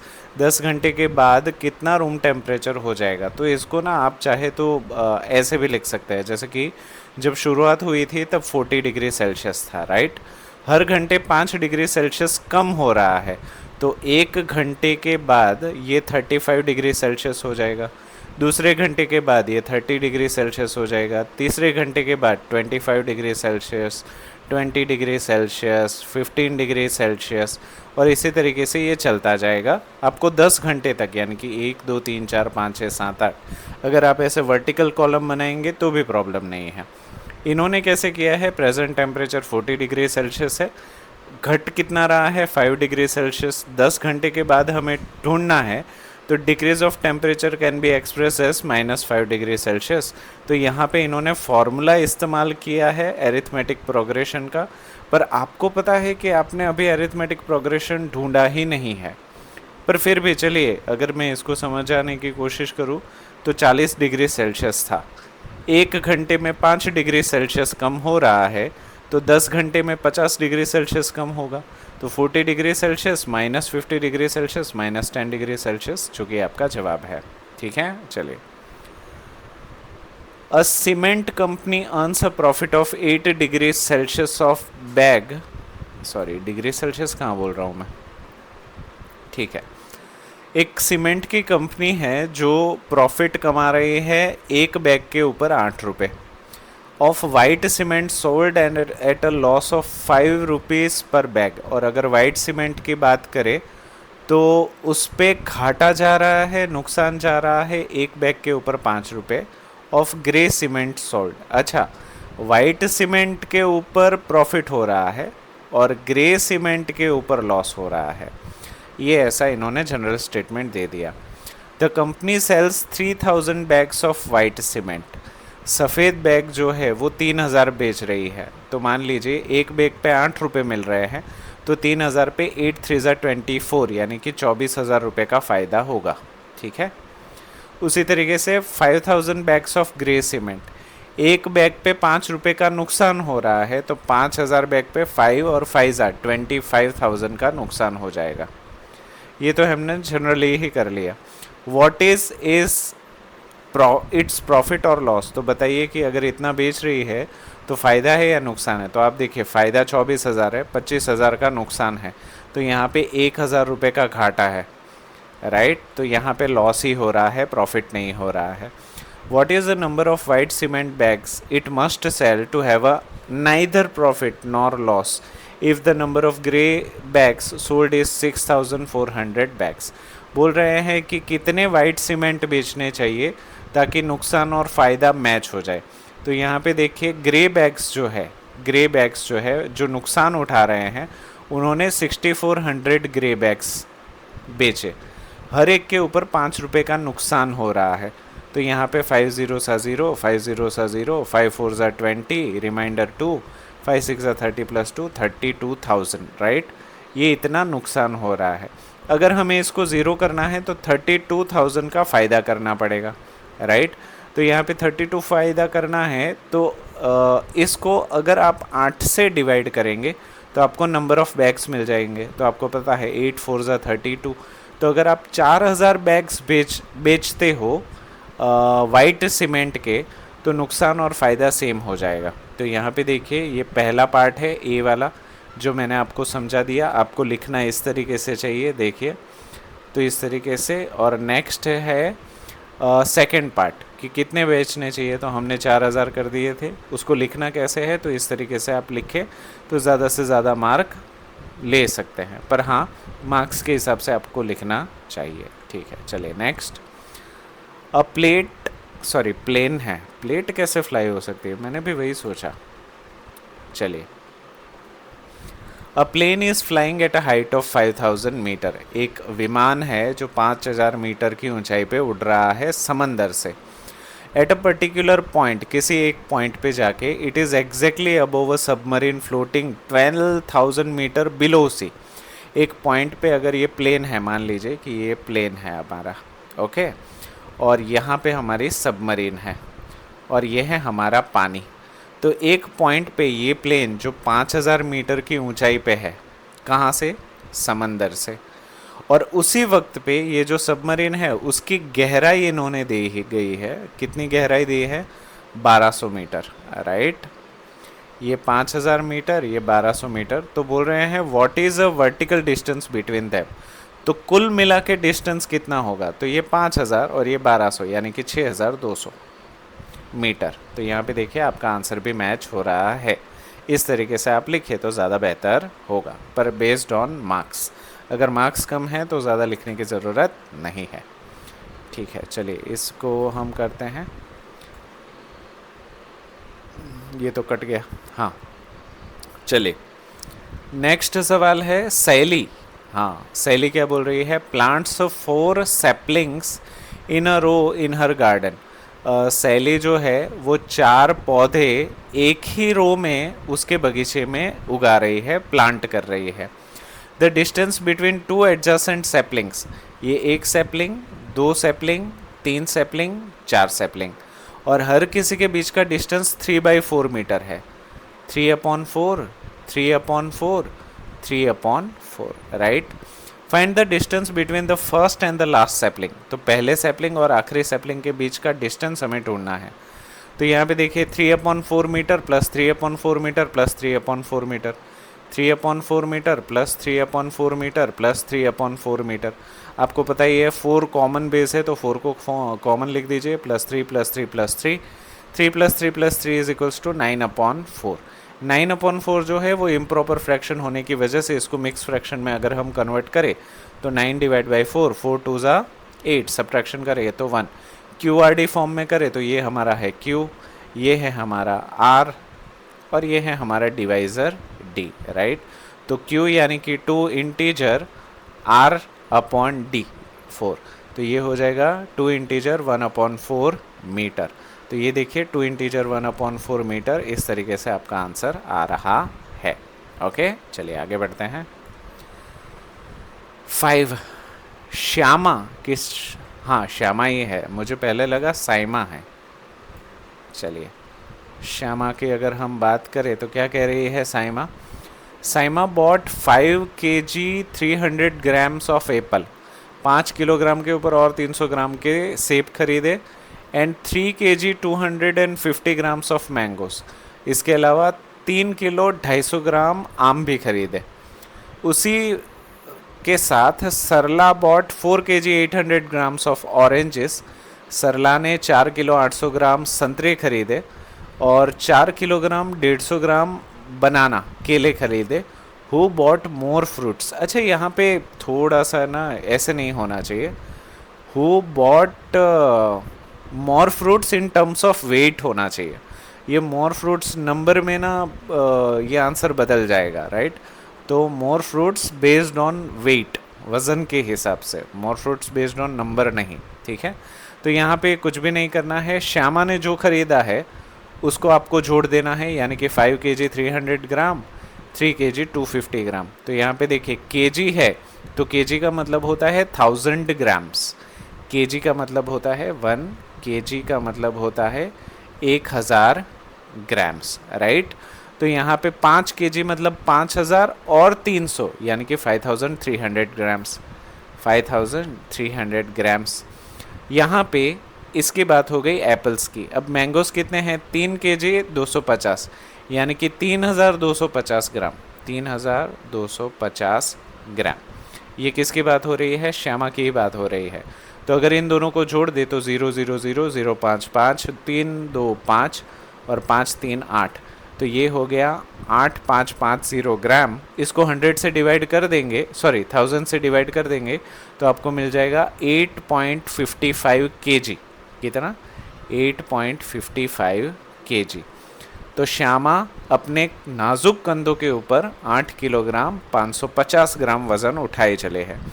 अगर हम सरला की बात करें तो सरला कितना, 4800, सरला के पास है 4800 ऑरेंजेस और 4150 बनाना, 4150 बनाना, 0 5 9 8, तो ये हो रहा है 8.950 kg।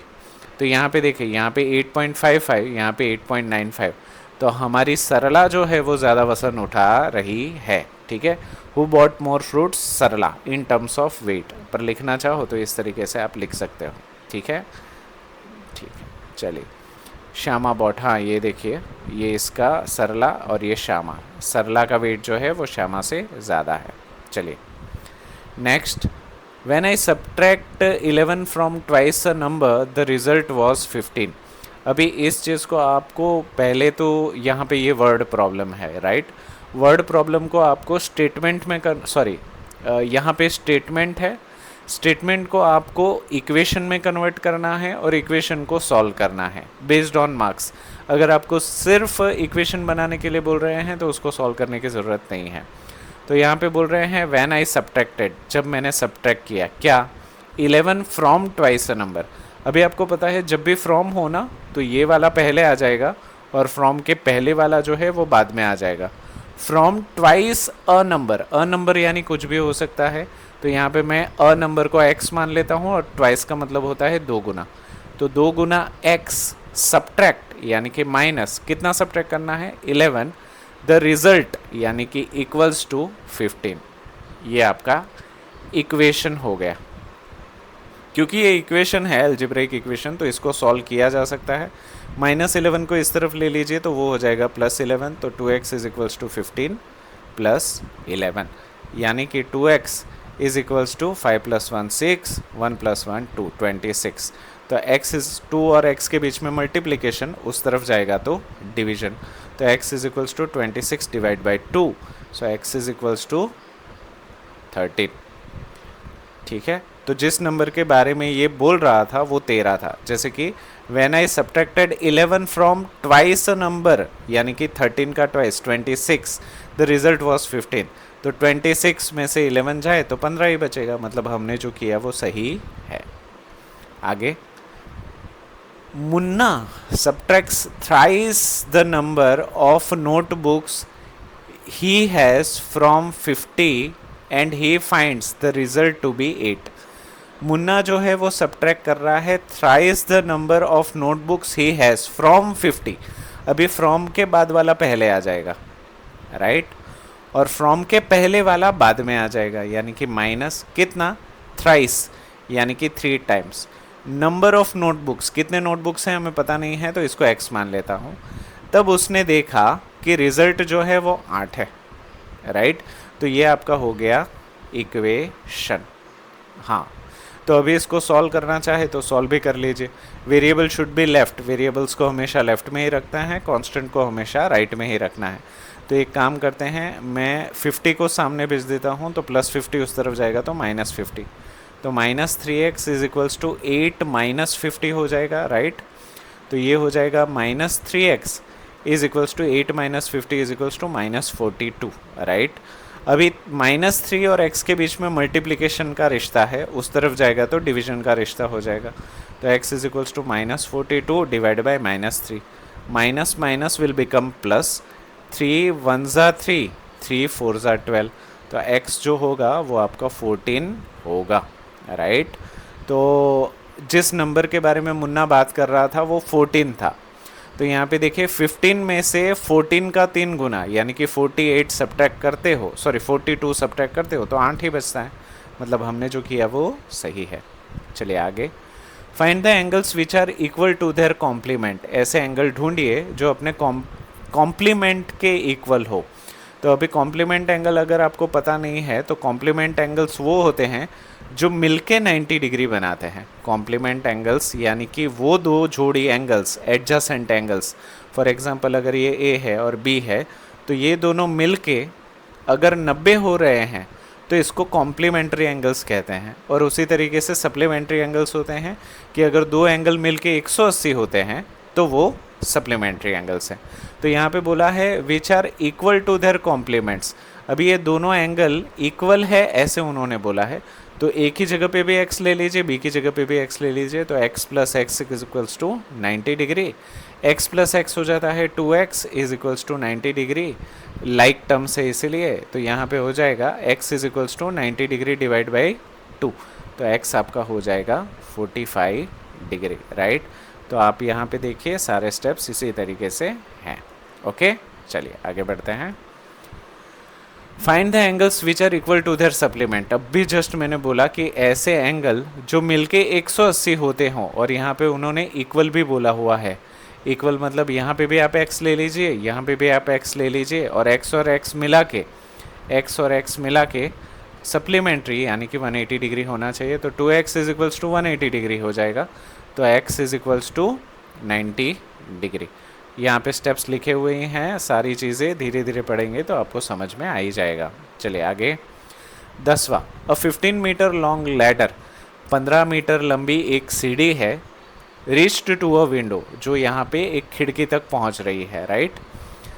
फ्रॉम द ग्राउंड पे उस सीढ़ी को रखा गया है, प्लेसिंग अगेंस्ट अ वॉल, दीवार के सहारे, एट अ डिस्टेंस ऑफ ए, और दीवार से सीढ़ी की दूरी a है, राइट, ये दूरी a है। Find the distance of the foot of the ladder from the wall, find the distance, तो आपको a जो है वो ढूंढना है। अभी अगर आप ध्यान दें तो ये पाइथागोरस थियरम है, पाइथागोरस थियरम है, sum of square of shorter sides is equals to longest side square, दो छोटी साइड के स्क्वायर्स को जोड़ दे तो लंबी साइड के स्क्वायर के बराबर होता है। तो यहाँ पे छोटी साइड a और 12 है, 90 के आसपास जो हो ना, 90 के आसपास वो हमेशा छोटी होती है और 90 के सामने हमेशा लॉन्गेस्ट लंबी होती है। तो दो छोटियों के स्क्वायर यानी कि a का स्क्वायर प्लस दूसरा छोटा क्या है 12 का स्क्वायर इज इक्वल्स टू 15 का स्क्वायर। अभी स्क्वायर या पीजीटी में मैं चाहता हूँ कि आपको 1 से 30 के स्क्वायर आपको याद होने चाहिए। कितना? 1 से 30 के स्क्वायर्स आपको याद होने चाहिए, सेफ साइड। 10वीं तक के लिए मैं बोल रहा हूँ तो आप अभी से याद कर लेंगे तो अच्छा होगा। और 1 से लेके 10 के क्यूब्स आपको याद होने चाहिए, राइट। आप चाहो तो इसके स्क्वायर्स और क्यूब्स लिख के आप अपने घर में जहाँ पे भी रूटीन में बैठते हो वहाँ पे चिपका दीजिए, ताकि रोज़ आपकी उसके ऊपर नज़र पड़े और आपको याद हो जाए। आप अपने दोस्तों को भी क्रॉस क्वेश्चन कर सकते हैं कि भाई 15 का स्क्वायर बता, 25 का स्क्वायर बता, 27 का स्क्वायर बता, तो इस बहाने भी आपको याद हो जाएगा। तो इसको सॉल्व करिए। a का स्क्वायर होता है a स्क्वायर, 12 का स्क्वायर होता है 144, 15 का स्क्वायर होता है 225। 144 को सामने भेज दीजिए तो वो माइनस हो जाएगा, तो a square is equals to 225 minus 144। अभी देखिए 5 माइनस 4 1, 2 माइनस 4 नहीं हो सकता, तो 12 माइनस 4 8, और ये कट होके 1 हो जाएगा, 1 माइनस 1 इज 0। तो अगर a square is equals to 81 है तो किसका स्क्वायर 81 होता है? तो हम सबको पता है 9 का स्क्वायर 81 होता है। तो दीवार से सीढ़ी की दूरी जो है वो 9 मीटर्स है, ठीक है। पर आप चाहो तो ऐसे भी लिख सकते हो, पर मेरे हिसाब से ये थोड़ा लंबा पड़ जाता है, एग्ज़ाम में इतना लंबा लंबा कौन लिखेगा, राइट। तो ये देखिए, ये एक पेज और ये दूसरा पेज, राइट। यहाँ पे भी देखिए 9 मीटर आंसर आ ही रहा है, पर मैं चाहता हूँ कि आप बेस्ड ऑन मार्क्स ही लिखें। चलिए आगे बढ़ते हैं। A tree is broken at a height of 5 metre from the ground. एक पेड़ है जो पहले काफ़ी लंबा था। मान लीजिए कि टोटल जो इसकी लंबाई है वो 5 + x है, राइट। वो यहाँ से टूट गया, तो टूटने के बाद ये वाला हिस्सा यहाँ पे टच हो जाएगा, राइट। ये छोटा है, एक्चुअली इतना लंबा होना चाहिए, इन्होंने ना फिगर थोड़ी सी गलती कर दी है। तो यहाँ से अगर टूट गया तो ये वाला ऊपर वाला हिस्सा टो करके नीचे आ जाएगा। तो अगर ये x है तो अब ये x हो जाएगा, राइट। और 5 मीटर से टूटा है तो इतना हिस्सा तो 5 ही रहेगा। फिर उन्होंने बोला है कि ये टूटा हुआ ख्वाब हूँ मैं, वो कितना 12 मीटर दूर ज़मीन पे टच हो रहा है। कितना 12 मीटर दूर ज़मीन पे टच हो रहा है। तो बताइए कि ओरिजिनल हाइट कितनी थी। तो ओरिजिनल हमें पता ही है 5 मीटर + x मीटर।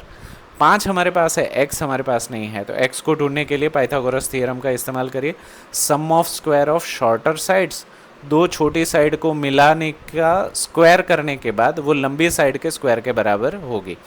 तो क्या मैं यहाँ पे ऐसे लिख सकता हूँ कि दो छोटी साइड यानी कि 12 का स्क्वायर और 5 का स्क्वायर, 12 का स्क्वायर + 5 का स्क्वायर जो है वो लॉन्गेस्ट साइड x के स्क्वायर के बराबर होगा। 12 का स्क्वायर होता है 144, 5 का स्क्वायर होता है 25 is equals to x square.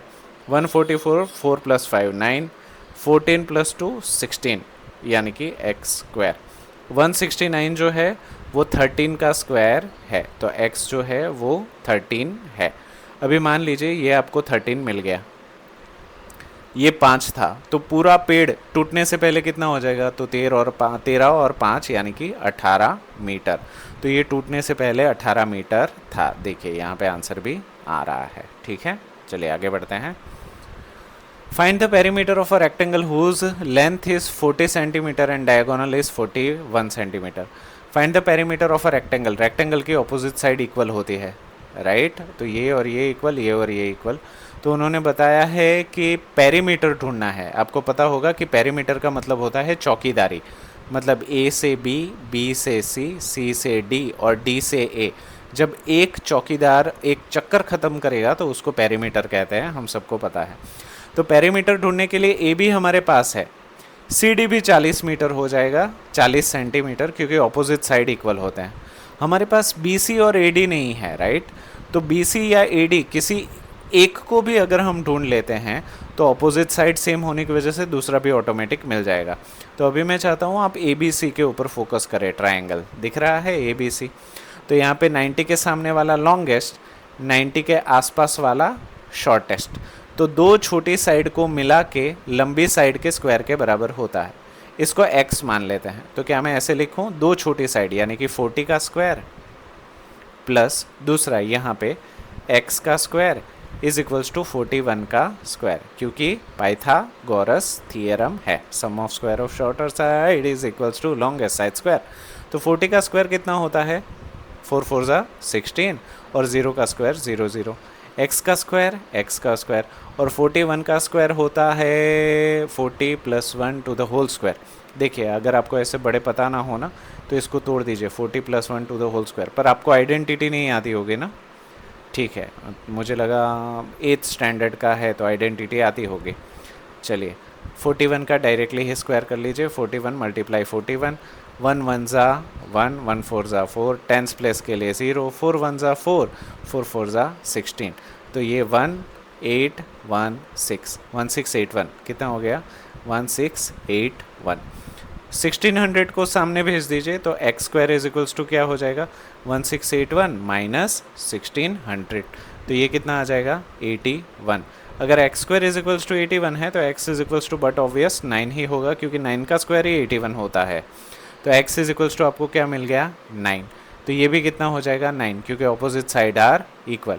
अभी पेरीमीटर ढूंढना है तो AB + BC + CD + DA यानी कि 40 + 9 + 40 + 9, 40 40 80, 9 9 18, 80 + 18 यानी कि 98 मीटर्स, ठीक है। तो 98 मीटर्स इसका पेरीमीटर होगा। देखिए आप चाहे तो ऐसे भी लिख सकते हैं, और यहाँ पे आप आंसर देखिए, हाँ 98 centimetre.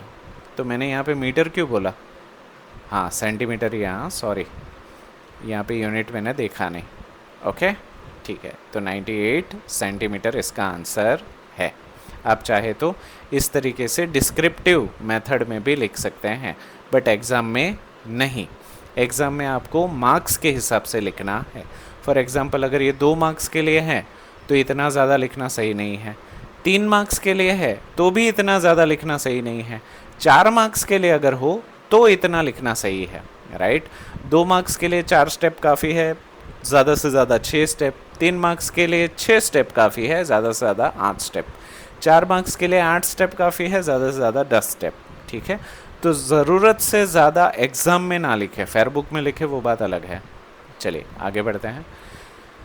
The diagonals of a rhombus measures are 16 centimetre and 30 centimetre. एक रोम्बस है जिसके डायगोनल्स जो है वो 16 सेंटीमीटर और 30 सेंटीमीटर दिए गए हैं, राइट। फाइंड इट्स पेरीमीटर, तो इसका भी पेरीमीटर ढूंढना है। अभी अच्छी बात यह है कि ये रोम्बस है, और रोम्बस की प्रॉपर्टीज आपको पता होगी कि all sides are equal. Rhombus की सारी साइड ना इक्वल होती है, तो अगर किसी एक को भी ढूंढ लेते हैं तो आपको सारी साइड मिल जाएगी। तो मैं चाहता हूँ ना आप डॉक्टर को फोकस करें, ये वाला DOC, DOC। और ये रोम्बस होने की वजह से उसके डायगोनल एक दूसरे से परपेंडिकुलर होते हैं, तो ये भी परपेंडिकुलर ही होगा। अभी ये वाला जो है वो पूरा 30 है, पूरा डायगोनल 30 है, तो आधा कितना 15 हो जाएगा। और ये पूरा AC 16 है, तो आधा कितना 8 हो जाएगा। अभी हमें ये वाला ढूंढना है, तो इसको x मान लीजिए। तो 2 छोटी साइड के स्क्वायर लंबी साइड के स्क्वायर के बराबर होते हैं, यानी कि मैं क्या ऐसे लिखूँ, 15 square plus 8 square is equals to x square. 15 square 225, 8 square is 64 is equals to x square. 5 plus 4 9, 2 plus 6 8, यानी कि 289 is equals to x square. 289 जो है वो 17 का स्क्वायर है, तो x इज इक्वल्स टू 17। तो ये जो रोम्बस है उसकी हर साइड 17 सेंटीमीटर है। हमें यहाँ पे बोला है पेरीमीटर, यानी कि चौकीदारी ढूंढने के लिए। तो A से B, B से C, C से D और D से है, सारे सेम ही हैं, तो A plus A plus A plus A यानी कि 4A, राइट। और एक ही जगह पे हमें क्या मिला है, 17। तो 17 4 ज़ा 17 2 ज़ा 34, 68। तो इसकी पेरीमीटर जो है वो 68 सेंटीमीटर होगी। ये हमने डायरेक्ट किया, आप चाहो तो ऐसे स्टेप बाय स्टेप भी लिख सकते हो। ये देखिए यहाँ पे आंसर भी मैच हो रहा है, 68 सेंटीमीटर, ठीक है। चलिए next. ABC is a triangle. ABC जो है वो ट्राइंगल है, हमें दिख रहा है। Right angled at C, right angle तो बना रहा है, पर जो एंगल राइट एंगल है वो C के पास है। तो यहाँ पे AC भी लिखना, ABC मत लिखना। AB 25 सेंटीमीटर है, AC 7 सेंटीमीटर है, तो BC ढूंढिए। तो आपको पता ही है 2 छोटी साइड का स्क्वायर लंबी साइड के स्क्वायर के बराबर होता है। तो 7 का स्क्वायर प्लस x का स्क्वायर, इसको x मान लीजिए। तो यहाँ पे लिखूँगा 7 का स्क्वायर प्लस x का स्क्वायर इज इक्वल्स टू 25 का स्क्वायर। 7 का स्क्वायर 49 प्लस x का स्क्वायर 25 का स्क्वायर 625, राइट। 49 को सामने भेज दीजिए, तो x square is equals to 625 minus 49, यानी कि 576, right. X square is equals to 576, जो x जो होगा वो 24 होगा। 576 जो है वो 24 का स्क्वायर है। अब बोलोगे सर आपको याद रहता है, हमको कैसे याद रहेगा? तो मैंने फिर से बोला 1 से 30 तक के स्क्वायर्स याद कर लीजिए, 10वीं तक काम आएंगे। और 1 से लेके 10 के क्यूब्स याद कर लीजिए, वो भी 10वीं तक काम आएंगे, ठीक है। तो अगर कोई चीज़ इतने लंबे वक्त तक काम आने वाली है तो ज़रूरी है कि इसको याद कर लें, ठीक है। चलिए, triangle ABC, sorry ABC is a triangle, ये वही है 24 जो हमने किया ना, देखिए वही है, बट स्टेप बाय स्टेप है। चलिए आगे बढ़ते हैं। ग्राफ रीडिंग, ये काफ़ी इम्पोर्टेंट है और काफ़ी ईजी भी है। ग्राफ रीड करना बहुत ईजी है, पर अगर समझे हो तो, अगर नहीं समझे हो तो ये टफ लगेगा। Use the bar graph to answer the following question. पहले बार ग्राफ को देखिए, एक्स एक्सिस पे क्या है, पेट या एनिमल्स है, डॉग है, कैट है, रैबिट है, हैमस्टर है और अदर दूसरे पेट्स हैं।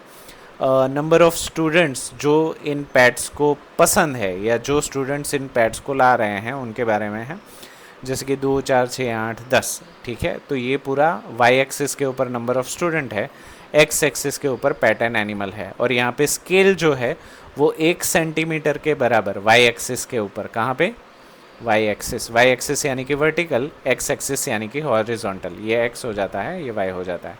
तो एक्स के ऊपर स्केल नहीं है, वाई के ऊपर स्केल है, 1 सेंटीमीटर के बराबर 2 स्टूडेंट है, 1 सेंटीमीटर के बराबर 2 स्टूडेंट है, ये आपका स्केल है।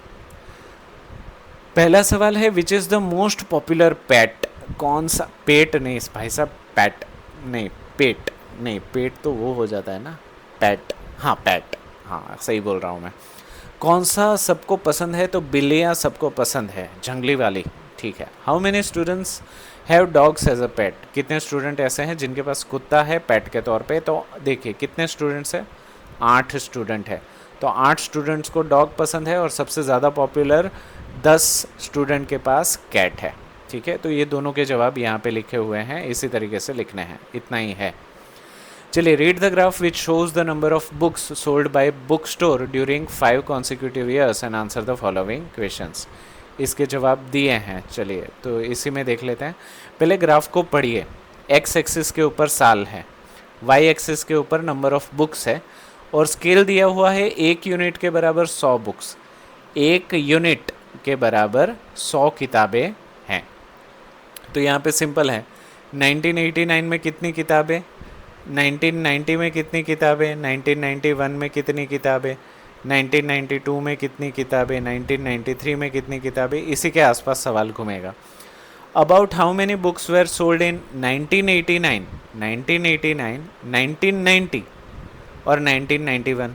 तो यहाँ पे ना अगर आपके पास स्केल हो तो ज़्यादा बेहतर है, और ये ग्राफ ना मेरे हिसाब से आपको अंदाजे से ही करना पड़ेगा, क्योंकि यहाँ पे देखिए एग्जैक्ट 200 पे नहीं है, 100 और 200 के बीच के ऊपर है, तो तकरीबन 175 या 180 बुक्स है यहाँ पे, ये मेरे अंदाजे से मैं बोल रहा हूँ। अदरवाइज़ आपको क्या करना पड़ेगा, इसके 10 हिस्से करने पड़ेंगे और उसके बाद आपको अंदाज़ा लगाना है कि वो कितने होंगे। ठीक है, या फिर आप चाहो तो इसको रिक्रिएट कर सकते हो, ग्राफ को फिर से ग्राफ पेपर के ऊपर बना सकते हो, तो आपको आइडिया आ जाएगा। ठीक है, तो यहाँ पे मुझे ये 180 लग रहा है, ये जो है वो 480 लग रहा है मुझे, मेरी नज़र अगर ख़राब ना हो तो। ये मुझे 300 ही लग रहा है, डिग्री क्यों लिख रहा हूँ मैं, ठीक है। 1992 जो है वो मुझे 210 के आसपास लग रहा है, फिर से डिग्री, ठीक है। 1993 जो है वो मुझे 580 के आसपास लग रहा है, ठीक है। तो हाउ मैनी बुक्स, तो यहाँ पे 180, 180, फिर 90 में 480 और 92 में 210, तो ये मेरा अंदाज़ा है। In which year was about 475 books and 225 books sold, 475 यानी कि ये 1990, 990 में 475 या 480 मैंने लिखा ना, मैं काफ़ी नज़दीक हूँ। और 225 मुझे लग रहा है 1992 यहाँ पे होगा, मैंने थोड़ी टेढ़ी मेढ़ी लाइन ली है, तो ये है 1992 में 225 बुक्स बिकी है। In which year were fewer than 250 books were sold, 250 से कम बुक कहाँ पे बिके है, तो देखो इसमें 210 है, इसमें 180 है, बाकी सारी 300 से ज़्यादा ही है।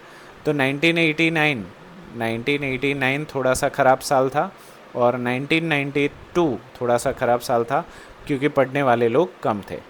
Can you explain how you would estimate the number of books sold in 1989, क्या आप बता सकते हो कि आपने किस तरीके से अंदाज़ा लगाया कि 1989 में 180 किताबें हैं। तो बट ऑब्वियस है, इसके मैंने 10 भाग कर दिए, और 10 भाग में से पहला भाग मतलब 10, दूसरा भाग मतलब 20, तीसरा भाग मतलब 30, चौथा भाग मतलब 40। तो अगर मुझे यहाँ पे 8वां भाग मिल रहा है तो मैं समझूंगा कि 180 बुक्स हैं, और अगर 8वें और 7वें के बीच में है तो मैं समझूंगा कि 175 बुक्स हैं। इस तरीके से मैं एस्टिमेट कर रहा हूँ। तो पूरा ग्राफ हमने पढ़ लिया और इसके जवाब भी कुछ इस तरीके से यहाँ पे है, आप चाहे तो आराम से देख सकते हैं। ठीक है, चलिए आगे। Number of childrens in 6 different classes are given below. 5th class में कितने बच्चे हैं? 135, छठी में 120, 7वीं में 95, 8वीं में 100, 9वीं में 90, 10वीं में 80। इतने बच्चे दिए गए हैं टेबल में। How would you choose a scale? तो इसमें स्केल किस तरीके से पसंद करेंगे? तो मेरी बात मानिए, जब भी ये वाले नंबर दिए गए हो ना, तो ऐसा स्केल लीजिए जिस स्केल में ये सारे नंबर कवर होते हो। फॉर एग्जाम्पल अगर मैं 10 लेता हूँ तो 10 में भी ये सारे नंबर कवर हो जाएंगे, राइट। 120 आ जाएगा, 95 भी 90 और 100 के बीच में आ जाएगा, 90 भी इजीली आ जाएगा, 80 भी आ जाएगा, 100 भी आ जाएगा, 135 भी जो है वो 130 और 140 के एग्जैक्टली बीच में आ जाएगा। तो 10 का स्केल ज़्यादा सही रहेगा। तो अगर 10 का स्केल लेते हैं तो सबसे बड़ा वैल्यू कौन सा है? 135, यानी कि आपको 14 सेंटीमीटर लेना पड़ेगा, राइट। क्योंकि 1 सेंटीमीटर के बराबर अगर 10 है तो 14 सेंटीमीटर के बराबर कितना हो जाएगा? 140। तो 14 सेंटीमीटर आपको वर्टिकल हाइट लेनी पड़ेगी, ये वाली, राइट। 1 मतलब 10, 2 मतलब 20, इस तरीके से। Answer the following questions. चलो स्केल तो हमने इस तरीके से चूज़ किया। आप बोलेंगे सर मैं 5 का स्केल लूँ तो भी तो ये सारे नंबर कवर हो ही रहे हैं। ऑफ कोर्स हो रहे हैं, पर अगर 10 का स्केल लेने पे 14 सेंटीमीटर आ रहे हैं तो 5 का स्केल लेने पे आपको 28 सेंटीमीटर लेना पड़ेगा। और क्या आपके पास इतना बड़ा ग्राफ है जो 28 सेंटीमीटर दिखा सके? अगर है तो आप बना सकते हो, आपको पूरी छूट है। पर अगर नहीं है तो फिर आप जो लाइन बनाएंगे ना, वो नंबर ग्राफ के बाहर चले जाएंगे। फिर क्या करेंगे आप? फिर से रब करेंगे, फिर से बनाएंगे। इससे अच्छा है थोड़ा सा दिमाग लगाइए, कितनी जगह है उस जगह के हिसाब से स्केल लीजिए। चलिए, which class has the maximum number of children and the minimum? Maximum यहाँ पे है 5वीं क्लास में और मिनिमम 10वीं क्लास में है। वाह क्या बात है। Find the ratio of students of class 6 to the student of class 8। 6 class में कितना है? 120 और 8 क्लास में कितना है? 100। और इन दोनों का रेशियो यानी कि न्यूमरेटर डिनोमिनेटर 0 0 कट, 6 2 ज़ा 12, 5 2 ज़ा 10, तो 6:5 है, राइट। तो ये रेशियो है, ओके। तो इसके आंसर्स भी मैंने यहाँ पे लिखे हुए हैं, आप चाहे तो एक बार आराम से गो थ्रू करिए। इस तरीके से लिखना चाहते हैं तो भी मुझे दिक्कत नहीं है। देखिए यहाँ पे 10 का स्केल लिया है, 140 तक है कि नहीं। 5th class, 6th class, 7th class, 8th class, 9th class, 10th class, इसको थोड़ा सा स्टडी करिए, इसको अच्छे से आराम से पढ़िए, तो मुझे नहीं लगता कुछ नहीं समझ में आ जाएगा। चलिए, the performance of a student in the first term and second term, पहले सेमेस्टर और दूसरे सेमेस्टर में किसी एक पर्टिकुलर स्टूडेंट की, स्टूडेंट की परफॉर्मेंस कैसी थी वो यहाँ पे दिए हैं। और उसके आधार पे हमें डबल बार ग्राफ बनाना है। आपको पता ही है डबल बार ग्राफ कब बनता है? जब कंपैरिजन हो। तो यहाँ पे फर्स्ट सेम और सेकंड सेम की कंपैरिजन हो रही है तो डबल बार ग्राफ ही बनेगा। चलिए, इंग्लिश में 67 आते थे, सेकंड में 70 है, यहाँ पे इम्प्रूवमेंट है। हिंदी में 72 थे, अब 65 आ रहे हैं, 7 मार्क्स कम हुए, यहाँ पे बुरा परफॉर्म किया है। मैथ्स में 88 में से 95, मतलब 7 मार्क्स बढ़े हैं, अच्छा परफॉर्मेंस है। 81 से 85, साइंस में भी अच्छा परफॉर्मेंस है, सोशल साइंस में भी अच्छा परफॉर्मेंस है, 2 मार्क्स बढ़े हैं। तो हिंदी के अलावा हर जगह पे इम्प्रूवमेंट है। देखिए, हिंदी के अलावा हर जगह पे इम्प्रूवमेंट है। In which subject has the child improved his performance the most? सबसे ज़्यादा कहाँ पे उसका परफॉर्मेंस बढ़ा है? तो यहाँ पे देखिए 67 to 70 यानी कि 3 मार्क्स बढ़े हैं। 72 to 65 यानी कि यहाँ पे कम हुए, कितने कम हुए हैं? तो 7 मार्क्स कम हो गए हैं, -7, राइट। 88 से 95 यहाँ पे 7 मार्क बढ़े हैं। 81 से 85 यहाँ पे 4 मार्क बढ़े हैं। 73 से 75 यहाँ पे 2 मार्क्स बढ़े हैं। तो सबसे ज़्यादा इम्प्रूवमेंट मैथ्स में है, क्योंकि उनके पास नीरव सर के जैसे अच्छे टीचर आ गए होंगे। हा, सही है। चलो, तो सबसे ज़्यादा अच्छा परफॉर्मेंस कहाँ पे है? मैथ्यूस में, मैथ्यूस, ठीक है। Has the performance gone down in any subject? क्या किसी सब्जेक्ट में परफॉर्मेंस कम गया है? हाँ, हिंदी में परफॉर्मेंस कम गया है। अभी इसका हमें ग्राफ भी बनाना है, तो स्केल किस हिसाब से ले जिससे ये सारे नंबर कवर हो जाए? तो मेरी मानिए आप 10 का स्केल ले लीजिए, 1 सेंटीमीटर के बराबर 10 मार्क्स आप ले लीजिए, ठीक है।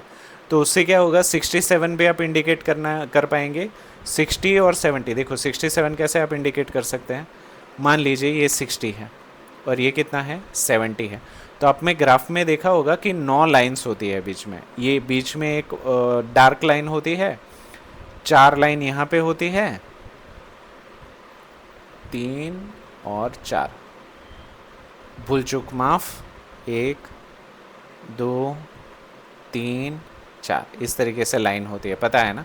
तो ये बीच वाली जो लाइन है ना, वो है आपका 65, 60 और 70 के एग्जैक्ट बीच में 65। आपको कितना चाहिए, 67।